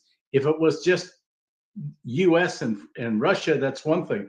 But you have the Europeans, and then you also have Ukraine. They all have their own interests in this, and the U.S. ability, given the friction that exists between the Trump administration and the NATO countries today, is such that that cooperation is not forthcoming, even though most of the hardware that the NATO countries get is from the United States. Now, there is talk the U.S. could really have a adverse impact on Britain's nuclear submarine capabilities, the Trident, because all of their activities have to be done in coordination with the U.S. When it comes to that. So there is that, and also the U.S. can maybe flip a switch on the F-35s that all these countries were forced to buy. So who knows? That is fascinating to me, because I'm one of those people who are like, why are we selling weapons? I never understood the process of selling weapons. I mean, that's the thing that you use for an advantage. But Trump was like, hey, we have a switch on it where we can just kill it if they try to use it against us. It's a kill switch, yeah. Yeah, but you see, but because of standardization, NATO standardization has always meant, in effect, U.S. standards and products throughout all of NATO countries. Now they're all dependent. Now they're beginning to rush around and talk actively about developing their own defense industries now to become independent of U.S. production, military production capabilities for the future. And we're seeing more and more of that. Is there any other way that Donald Trump could put screws to Europe? I mean, tariffs, I suppose, is one. Like you pointed out, he could destroy their steel industry. Yeah. I guess, what if he stops the sale of weapons? Would that do it? Like, meaning, what way can he put the screws to France and Britain to be like, cut it out? I'm not tolerating this. Well, I don't know that it could have some impact by, well, he could do a combination of things. He could increase tariffs. He could economic tariffs and military hardware and access to technology, software, source coding, all that stuff. He could. There are a number of instruments and that he could undertake if he wanted to go after the NATO countries. Mm-hmm. It doesn't appear that we're there yet. He just had a meeting the other day with Starmer, and he spoke about how they had a great meeting. Okay, it's like every one of his meetings is great. So, but yet their policies, their approach, they have this meeting. They both glorify the meetings, but then they each go in their own direction. I mean, it whipsaws you. You don't know from one day to the next whether they're in tandem or they're working against each other. And clearly, the policy direction that we're seeing of Europe is different from that of the United States. They want to rearm and become more independent of the United States, and pursue Ukraine's interests and back them up, while Trump wants to renew ties with Russia for other geostrategic reasons. So I mean, he just wants to leave. He just considers Europe not to be their U.S. problem any longer. After all, when you look at the history of U.S. involvement in Europe's wars over the course of centuries, I mean, it gets tiring. I mean, we're continuously fighting their wars, and as I've said in the past, the Europeans just fundamentally are suicidal. They can't help themselves. We're fighting feuds that go back 300 years. Enough, I mean, and the Russians, and there's a history of the UK and the Russians going at each other. It's more than 200 years old. I mean, it goes back even to U.S. history, where Catherine the Great refused to honor the British blockade of the colonies, U.S. colonies. Napoleon, if I'm not mistaken, Napoleon invaded because of it goes back that far, at least that far. So, and they've never forgotten it. I mean, they think the Russians really hampered their imperial destiny, I guess. And at one time, Britain was a major power in the world with its navy, but that's no longer the case. Look, a hypersonic from Russia will hit London in less than 8 minutes. So the warning time is a little different than it used to be 300 years ago. And I think, but yet you have the British still thinking in imperial terms, still thinking that there's some fantastic empire. And I tell my British friends, of the few that I have, look, you're no bigger than the size of Indiana. Get over it. Yeah. They walk around with that British, I don't know what it is, like arrogance. I don't know what it is. It's like it's a little false arrogance. It's a false arrogance, and it gets like really boring. It's really boring. It's bizarre. It's like you look in the mirror with an undeserved sense of importance, even though it's like you're, like you say, no Olympic. Well, I think to get to your point, I think Donald Trump is at a crossroads now. I don't think he really knows what to do. Yeah, and there are allegations that Putin is procrastinating, is stalling purposely. Well, he's got conditions, and his infrastructure is being hit by the Ukrainians. And even Maria Zakharova the other day pointed out it didn't come from the U.S. It came from HIMARS that were initiated by the British and programmed and targeted by the French and the British. So they're taking an independent course. And the British, by the way, do get HIMARS. People say, well, these are HIMARS, these are American. Well, there's a version of HIMARS that the British have. It's a track version. So it's mobile. So and It's like 70, 80 kilometers range, but they have it, and they have that capability. Plus, they have the targeting capability. They have the information that U.S. has in targeting for targeting purposes because they're NATO. So there's that element, and so they're just using it to assist the Ukrainians. And I don't believe the U.S. is involved in that because they've been told to look elsewhere, not at the Russians any longer. So let's see what happens. But clearly, the British and the French are charting their own independent course, and that's something we've got to watch. And I don't think the Trump administration has a response to that as yet. Putin has to respond to that. I mean, like, look, I get it. They're trying to stay with the ceasefire. Fair enough. They think they can Well, he did absorb. this morning. He did this morning. He basically said, "I have conditions and they're not being met." So he's basically saying that. And Rybkov, one of the deputy foreign ministers, basically said that we want to work with the Americans, but our conditions are not being met. Yeah, and they have to be met. So we're at a stalemate. So it's clear that the principals are going to have to get on the horn to each other and work something out.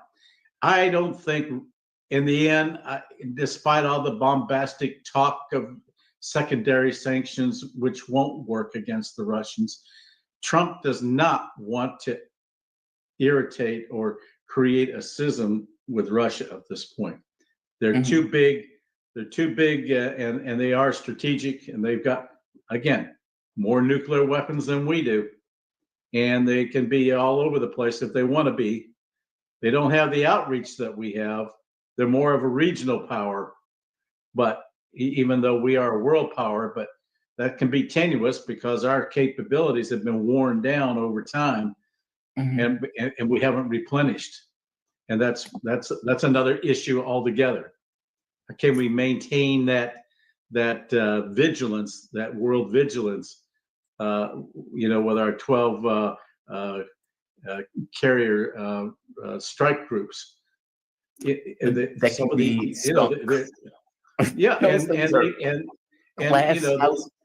and you got the Chinese and the Russians who have a capability to knock out these carriers now. So aircraft carriers. So they may be obsolete. Yeah, that's what I'm saying. That's a 1980s weapon, or that's a weapon that you use against Yemen or something like that. The only strong leg of the triad is the submarine. Yeah. That brings me to another topic. Donald Trump is threatening Iran, and apparently he sent the letter.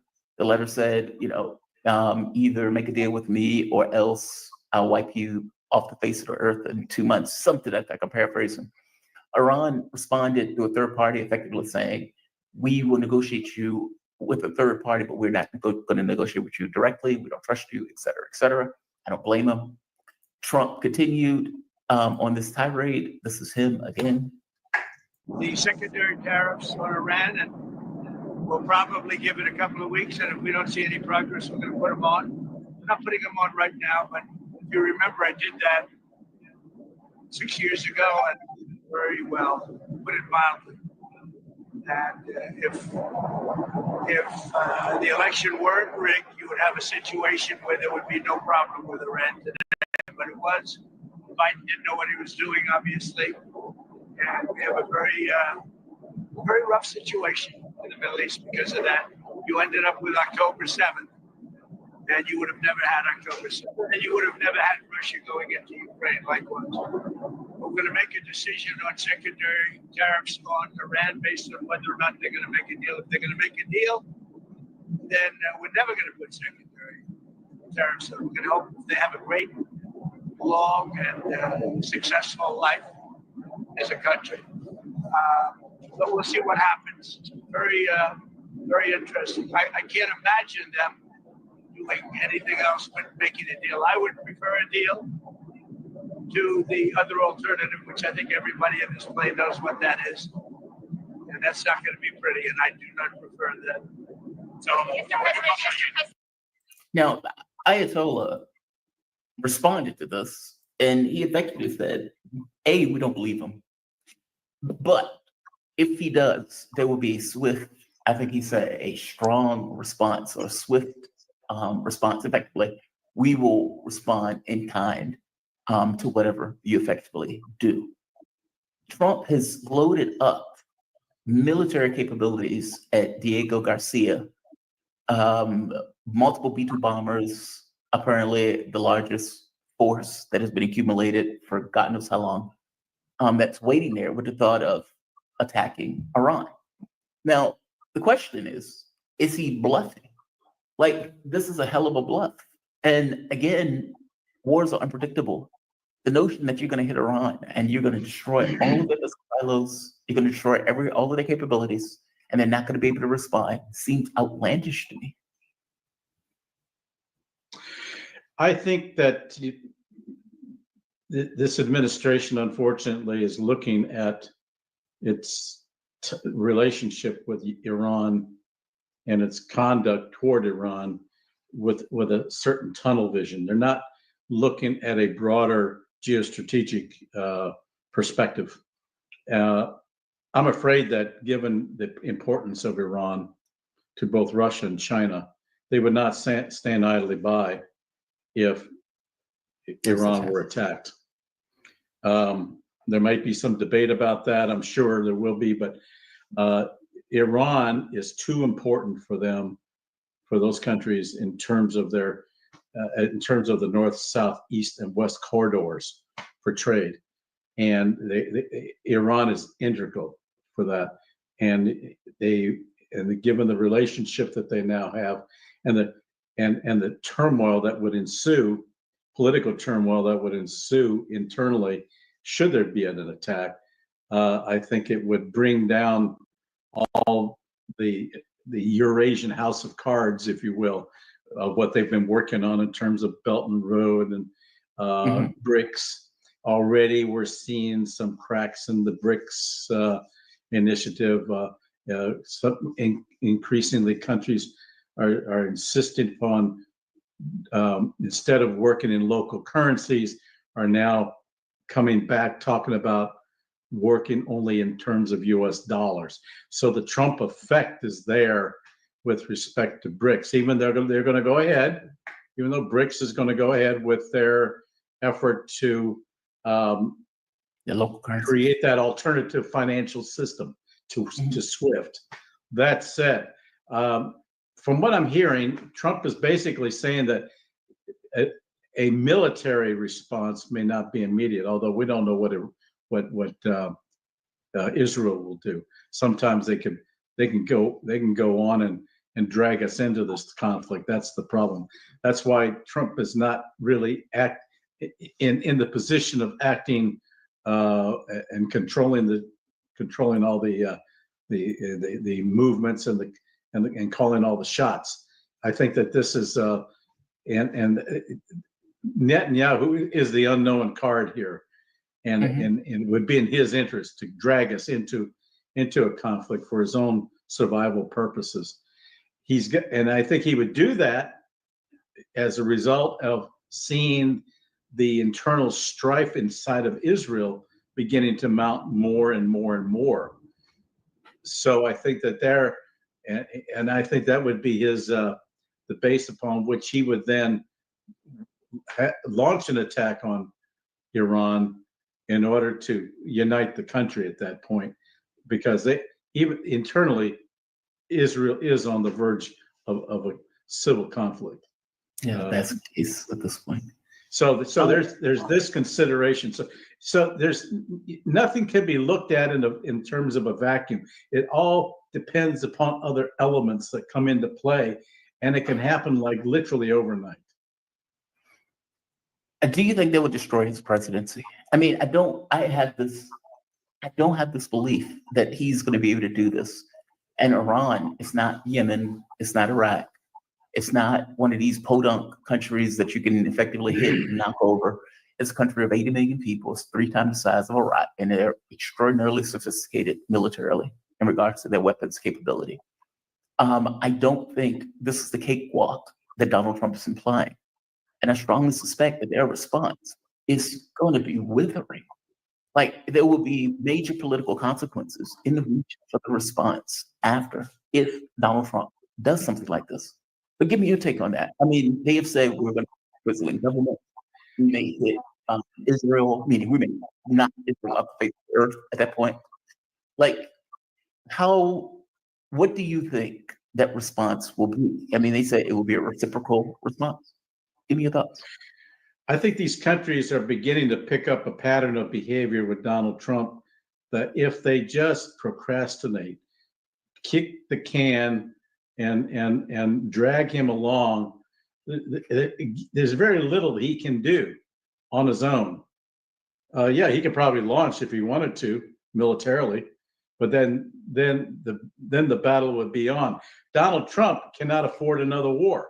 In fact, he came on board as a peace president to solve wars such as Ukraine and Israel and Gaza, not to create a new one, which would be Iran, and thereby open up that entire regional to a new conflict altogether, which could bring in Russia and China for sure.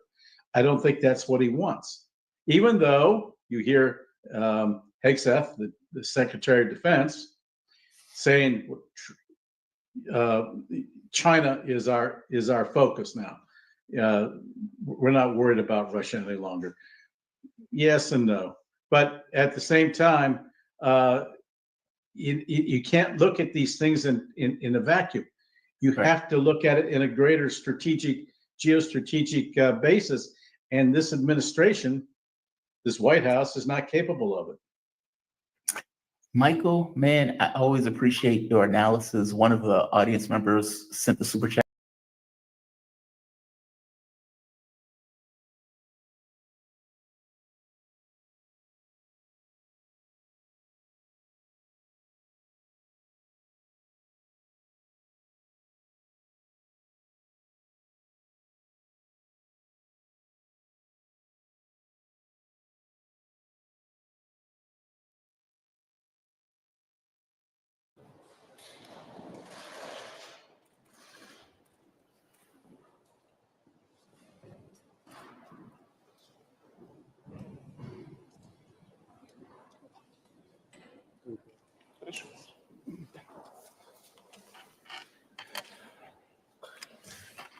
Mr. Minister, friends, allow me to cordially welcome you to Moscow.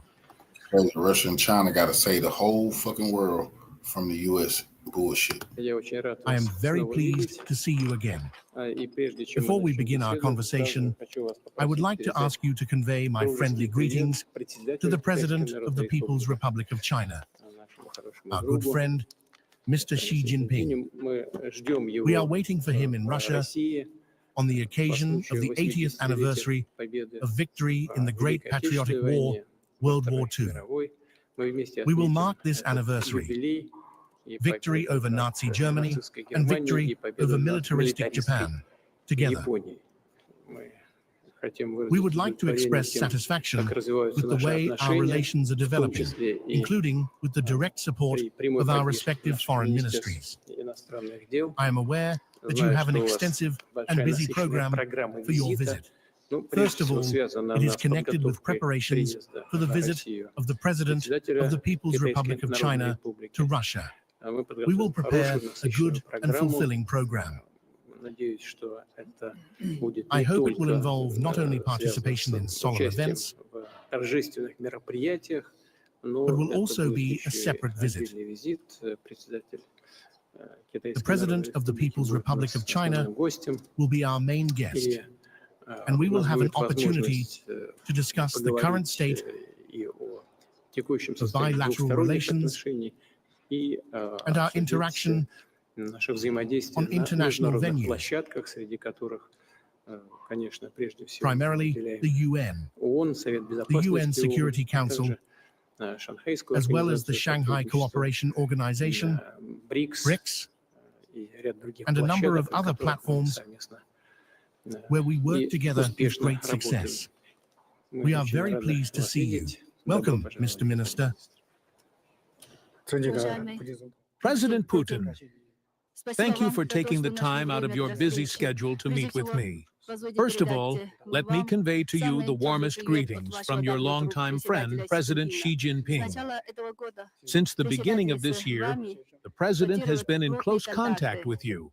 Under your leadership, bilateral relations have been developing, multifaceted cooperation has been steadily advancing, and international cooperation between our two countries has been deepening. Thanks to the personal attention and efforts of our respective leaders, political mutual trust constantly gets stronger, strategic coordination tightens, practical cooperation deepens, the great cause of national rebirth of our countries is guaranteed, and our common interests in pressing international regional affairs are protected. Cooperation between China and Russia is never directed against third parties and does not succumb to impediments coming from outside. We will not tread water when it comes to advancing bilateral relations, and we have a broad prospects open to us. Our friendship is not based on fleeting considerations, but is of a long-term nature. You have accurately noted that this year marks the 80th anniversary of great victory in the war against Nazism and the 80th anniversary of the founding of the UN. 80 years ago, the Chinese and Soviet people fought bravely in Europe and Asia on the main front, suffered heavy national losses, and defeated militaristic Japan and Nazi Germany, thus making a major contribution to peace for humanity. 80 years later, today we must unite to uphold the outcomes of World War II, the post-war world order, and the UN-centric international system, and join our efforts to promote multipolarity and democratization of international relations. Mr. President, you accurately noted that preparations for President Xi Jinping's visit and his participation in the celebrations to be held in early May are the main purpose of my current visit. Before this meeting with you now, Minister Lavrov and I have met to align every item on our agenda that concerns preparations for this visit. Generally speaking, we can safely say that preparations are going quite well, and we are proceeding as planned. Today, we have a very good in-person opportunity to listen to your valuable opinions, which I will report to the President personally. I am confident that the President's upcoming visit to Russia, as well as your visit to China, will unquestionably give another boost to bilateral relations.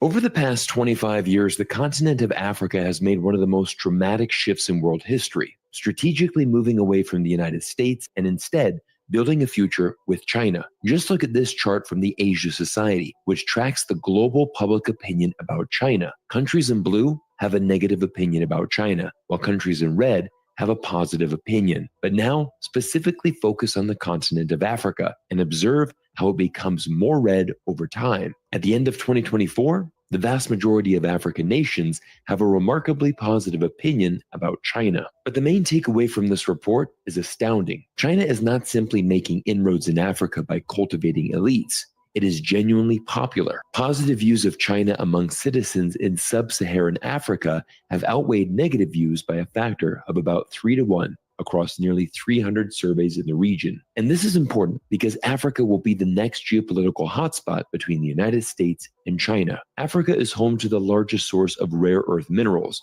which are the foundation of the 21st century. Every single cutting-edge technology you hear about, from AI, electric vehicles, drones, and advanced machinery, to renewable energy and fusion reactors depends on a steady, secure supply of these critical materials. And because of that, the great powers of the world are now locked in an all-out battle to control the future of their supply chains. The fight is playing out across key geopolitical flashpoints, from Ukraine to Greenland, but nowhere is this battle more intense than on the resource-rich continent of Africa. But for decades, the US government and European allies have done very little to develop the continent. The US government has always looked at Africa as a problem to be solved, while China's government has taken the opposite approach and instead always looked at Africa as a continent of opportunity. The Chinese belief in Africa has changed an entire generation of young Africans who now look at China much more positively and objectively than their Western counterparts. And honestly, it makes complete sense because the US government's real intentions in Africa have never been about helping African people. US government agencies like USAID have spent decades destabilizing and overthrowing African governments, but the truth has finally been exposed. Just listen to this interview with the former African Union ambassador to the United States, who reveals the truth about US government agencies in Africa. We need to understand the real reason why USAID is in Africa. And not just USAID, but other NGOs. When you look at it on paper, it all looks really good, but they're actually wolf in sheep's clothing. They are using that open access sounding humanitarian to constantly destabilize governments. I can tell you right now, the majority of African leaders, and not just African leaders, but leaders in the developing world, are celebrating the exit of USAID. This clip is remarkable because for the first time in history, the world is finally waking up to the reality of the US government's actions in Africa. While China is building schools, hospitals, roads, and airports through Africa, the US has provided very little tangible benefits for African people. Show me one country that USAID was in and education improved. Show me what country where USAID was in and healthcare improved. The American taxpayer needs to know the billions of dollars that are being given to USAID, a fraction is making it to the people. Once again, this is a remarkable interview because for the majority of Americans, this is the first time they are learning the truth about the US government's efforts in Africa. The US government sends billions in US taxpayer money to Africa, but it doesn't help the people. Instead, it's used to overthrow governments and keep African countries oppressed and provide little to no tangible solutions for the future. Today, Africans are turning away from the Western-led model and moving closer to BRICS and the Global South Growing Economic Alliance. China's Belt and Road Initiative is offering Africa a historic alternative, an independent path to development that has never existed before. And in today's video, we're breaking down the exact reasons why China is winning big in Africa, where exactly the US government went wrong, and what it means for the future of our world. But first, videos like this wouldn't be possible without our sponsors. And let me tell you about Nomad Capitalist, which ties directly into the geopolitical trends I discuss on this channel. Last September, I flew to Malaysia and met their founder, Andrew Henderson, at the 2024 Nomad Capitalist Live event in Kuala Lumpur. And it was like hearing a real-life case study of what I discuss on this channel. Andrew started as an entrepreneur, frustrated by huge tax bills, even when he was operating globally. But instead of accepting the status quo, he built a framework for legally reducing taxes, gaining second citizenships, and investing in countries that actually want your business. He turned that experience into Nomad Capitalist, a company that helps you create a customized global plan, no matter where you start from. They understand that if you're following geopolitical trends, like the ones I cover here, then you already know you need a plan B, a way to protect your wealth if one jurisdiction changes its policies overnight. I mean, just look at what has happened to the United States since Donald Trump has taken office. If you're tired of feeling stuck or worried about what your home country might do next, reach out to Nomad Capitalist and let them help you prepare for the unpredictable world we live in. Simply visit nomadcapitalist.com. I'll drop the link down in the description below. Okay, so the battle for Africa's critical minerals is heating up, but it's clear that China remains firmly in control. Just look at this South China Morning Post article, which explains things very bluntly. Beijing has spent years and billions investing in Africa's mining sector, and it is now paying off in a big way. With the global shift towards renewable energy, demand for critical minerals is skyrocketing, fueling intense competition among the world's industrial powerhouses. But China, with its head start and clear strategic vision, isn't going to lose its lead anytime soon. For decades, the West were perfectly content with China dominating the rare earth mineral supply chain. This was because mining and refining these resources is an environmentally hazardous, chemically intensive process. As a result, Westerners were happy to outsource this process and its pollution. But now that these resources are becoming critically important, they are scrambling to create supply chains from scratch. And nowhere is this battle being waged more than over Congolese cobalt, where China is already massively ahead. The Democratic Republic of the Congo,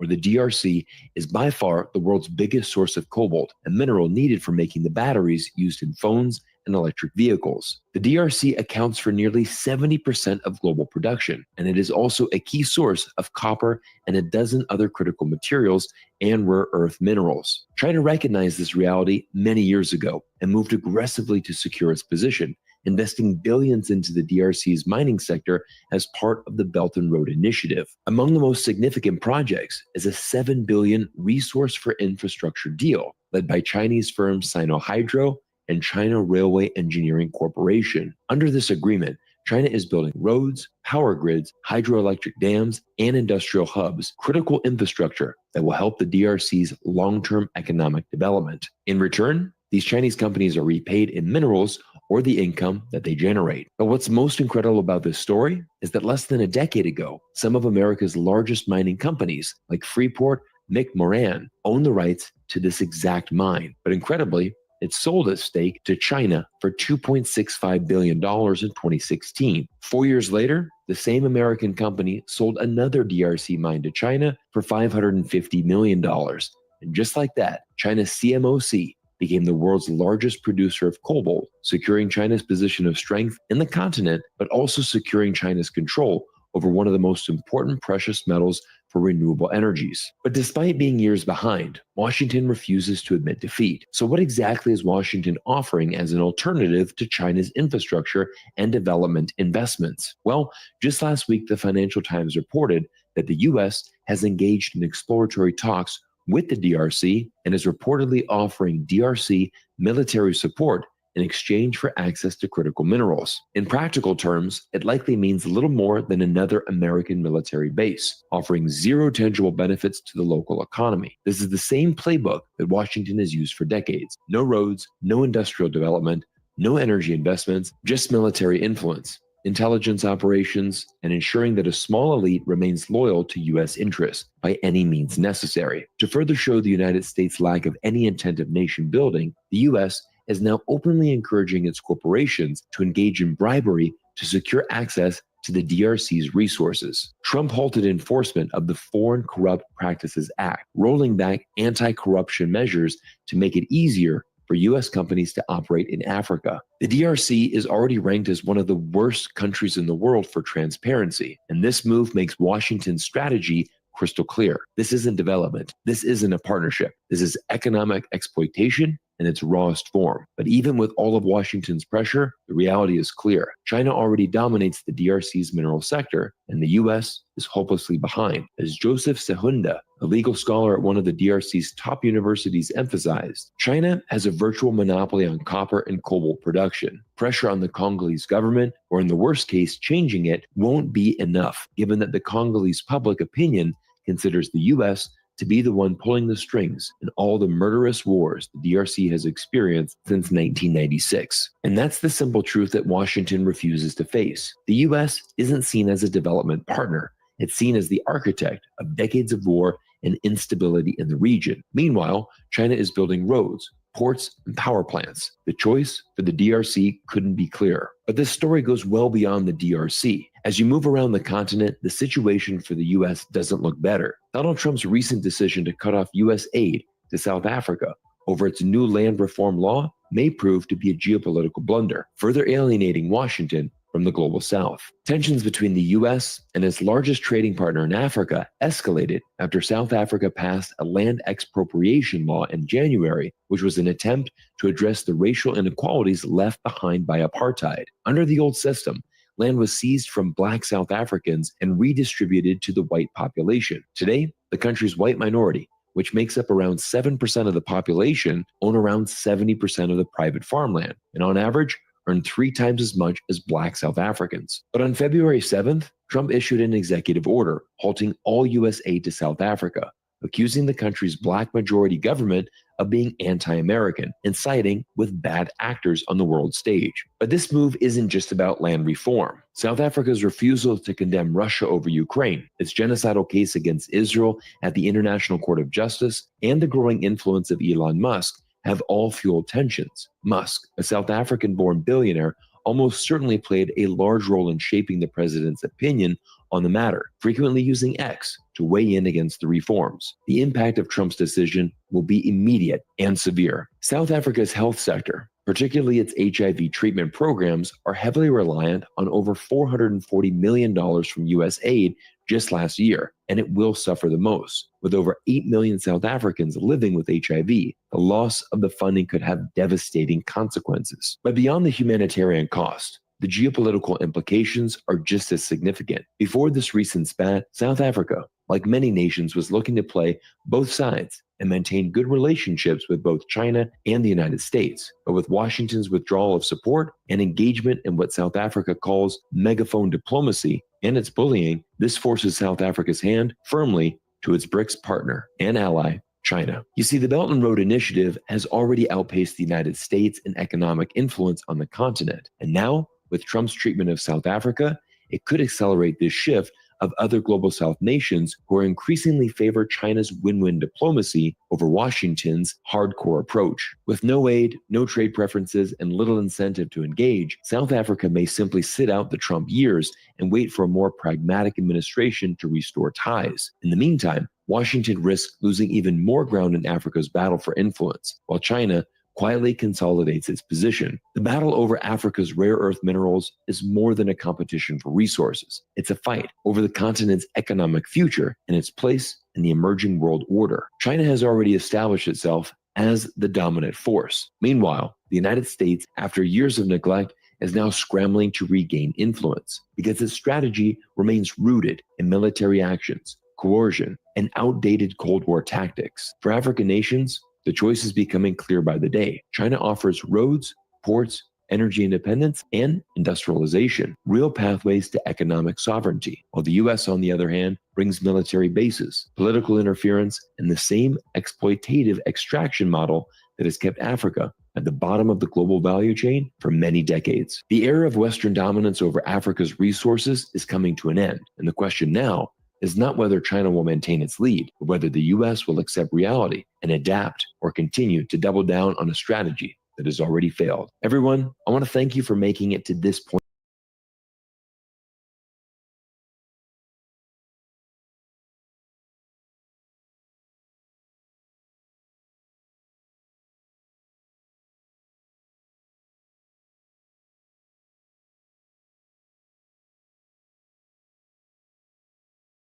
Their relationship with each other. It is April 1st, 2025, and China's foreign minister is in Moscow for 3 days of talks with Russian officials. And the timing of this meeting is incredibly important because as you have Russia and China talking about reaffirming their ties, talking about the importance of their relationship with each other, you also have the U.S. in this position where, although Trump isn't necessarily saying it out loud directly right now, his administration is preparing for war with China. That's according to a recent memo that was leaked from the Pentagon and reported on by the Washington Post. And it's a memo from Defense Secretary Pete Hegseth that I really want to get into and to highlight because it's just another reminder of what the Trump administration is doing and how it is handling U.S. foreign policy. We've seen these indications with past speeches coming from Hegseth. Now we're seeing them, according to these reports, at least in writing. And it's not just the US is going to move from a proxy war against Russia to a proxy war against China.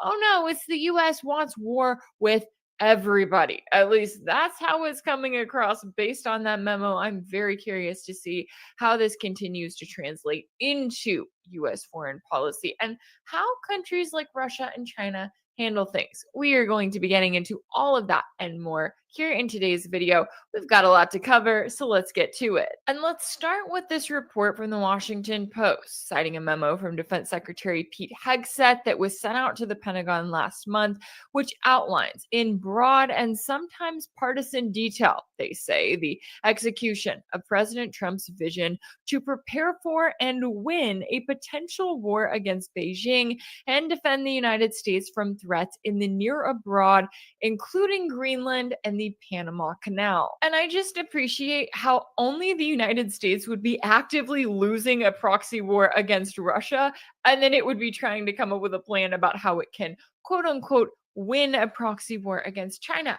Since when in the 21st century has the United States ever won a war? And it's gotten into a lot of them. It's invaded a number of countries, it's overthrown a number of governments, and it's now turned to this form of proxy warfare. And it keeps picking on other countries, not realizing that if you thought a proxy war against Russia didn't turn out how you thought it would, just wait until you're picking one against China. China has even more leverage to use against the US, and the Trump administration does not seem to understand that whatsoever. And this memo also goes on to say that the Trump administration is not just planning to trade Russia for China. Oh no, they have a much bigger plan to take on both of these countries, apparently, just not entirely doing it directly. As the memo states that the Pentagon will assume risk in other theaters, given personnel and resource constraints, and pressure allies in Europe, the Middle East, and East Asia to spend more on defense to take on the bulk of the deterrence role against threats from Russia, North Korea, and Iran. So this lines up with what we've been talking about and what Hegseth himself has been talking about since back in February. If you remember the meeting of the Ukraine Defense Contact Group in Brussels that Hegseth went to in person, and that's where he told his European counterparts that the US wanted Europe to step up, to take more responsibility for Ukraine, and to take more of a part in the proxy war against Russia. That way, the US could focus on China. This is something that Brian Berletic of the New Atlas has been talking about. I know he's talked about it when he's been here on my show. And it's interesting because you look at the way that the Trump administration is treating this. And if you look at Donald Trump, you can tell that he is over it dealing with Europe. And I do think that that is legitimate, right? He does not enjoy dealing with Emmanuel Macron of France or Keir Starmer of the UK or Zelensky of Ukraine. It's very clear that Trump is over it. However, you also have to look at the way his administration, and remember, once again, Trump filled his administration with swamp creatures. So whether it's actually Trump, who this is his grand plan and he's just putting on a show for all of us, or whether it's his administration using the fact that he is not a fan of all of these leaders in Europe to their advantage and really kind of playing off of those tensions while going to Europe themselves and telling their allies there, hey, we're still going to work with you. We just need you to ramp up your defense spending and take on more responsibility in this proxy war against Russia. Well, we don't really know yet, but it is interesting to see the way that we are watching this continuity play out through the Trump administration and especially through Pete Hegseth. Now, you may be wondering why China, right? I mean, the US already relies very heavily on China as a major trading partner, whether they like to admit it or not. We saw during the first term of the Trump administration, all of this talk about decoupling from China. How's that working out for you? How's that going now, several years later? It's not. I know that the US will act as though there are some ways in which they have reduced reliance on China, right? They want to get their hands on those rare earth minerals in pre-2014 Ukraine that are currently under Russian control because that is about, quote unquote, reducing reliance on China. But if you look at the bigger picture, it's also a reminder that all roads lead back to China. So even if it's not a proxy war that is specifically launched directly this year or next year or the year after, this is the overall goal for the US neocons as a whole, right? People like Marco Rubio, whether they want to admit it or not, China is their eventual goal. And they see a country like Russia, and they're like, well, Russia is a main ally of China, therefore hurting Russia hurts China. That's how I would argue from everything that I've seen. That's how they justify it, even if they don't really get it, even if they don't really necessarily want World War III directly against Russia. They still are taking part, and the Trump administration is a big part of this, taking part in attempting to harm Russia. If they weren't, Trump would have gotten in on and on day one done everything he could to remove the sanctions on Russia, to pull back on military aid from Ukraine, to put an end altogether on intelligence sharing with Ukraine, to pull out the US from its role in making this proxy war against Russia possible. He didn't do that. So clearly, the US is still complicit in waging this proxy war and in continuing to arm Ukraine, even if Trump is not doing everything that he could possibly be doing in this scenario. Now, when it comes to the question of why China, Pete Hegseth also mentions that in this reported memo, in which he says China is the department's sole pacing threat and denial of a Chinese fait accompli seizure of Taiwan, while simultaneously defending the U.S. homeland, is the department's sole pacing scenario. And I'm sorry, when did Taiwan become part of the United States? Because that statement reads as though Taiwan is the 51st or 52nd state after Israel at this point, and the U.S. is worried about our homeland here and about Taiwan over there. And it's interesting because the wording that Hegseth uses in that memo is to say that China has already decided that they are going to quote unquote seize Taiwan. And I mean, I guess that that is true to a certain extent. And the U.S. recognizes that. Under the One China policy, which the U.S. officially recognizes and has for decades now, they see Taiwan as part of China. And that also includes the fact that Taiwan and mainland China are going to be reunified at some point. Now, the U.S. is really fear-mongering on this, right? Acting like it's going to be done by force, doing everything that they can to try to stir the pot, and then saying, oh, well, China's already decided that there's going to be reunification. Therefore, we have to stand up against that. And as they're doing all this, it's like, what is Taiwan to the American people? Nothing. This has nothing to do with the American people. This has nothing to do with our security at home. And it has everything to do with the U.S. finding a way to try to pick a proxy war against China that they know they cannot win. Right? They know that there is no actual victory against China. What is their goal here? To try to harm China? Well, they're certainly going to make China and Russia and a number of other countries even closer. They're certainly going to further the drive for a multipolar world in which countries like Russia and China don't have to worry about one big bully trying to take them on and destroy their economy, and on and on and on. Is that what the US wants? Because that's what they're pursuing right now. And you may be wondering, how is China responding to all of this? Well, according to reports, Beijing staged military drills off Taiwan's north, south, and east coast on Tuesday as a stern warning against separatism. And they called Taiwanese President Lai a parasite as Taiwan sent warships to respond to China's navy approaching its shores. Oh, and this week, Chinese Foreign Minister Wang Yi is in Moscow for strategic cooperation talks, where he met with Russian President Putin and Foreign Minister Lavrov and declared that China and Russia are friends forever, never enemies. Now, the timing of this meeting is incredibly important because this is not just your run-of-the-mill visit to prepare for Chinese President Xi Jinping to visit Moscow coming up in May for Victory Day. Oh no, there's a lot more to this one.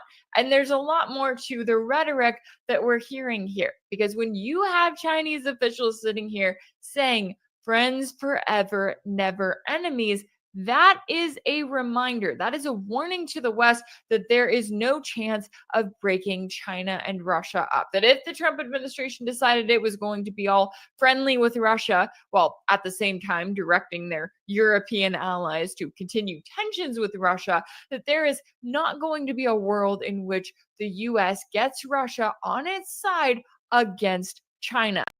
And the US knows that. I do think that they know that. You may have Trump in this position of trying to achieve otherwise, but it's also a reminder that China and Russia are standing together as a united front when it comes to issues involving both of them individually. So, as is the case with the current war in Ukraine, that's why you have China in this position of saying, hey, we care about Russia's security concerns. Right? We are going to stand with Russia to make sure that all of their concerns are met before we try to, put pressure on them for some sort of deal, which is, of course, what the US is currently doing on its end. Now, what's also notable here is that if you pay attention to the coverage of Russia-China relations in the mainstream media here in the West, they try to present it as if there's one leader, right? China is doing everything Russia wants. Russia is doing everything China wants. There's no individuality between the two. But when you look at what China has said, well, yes, they are good friends with Russia.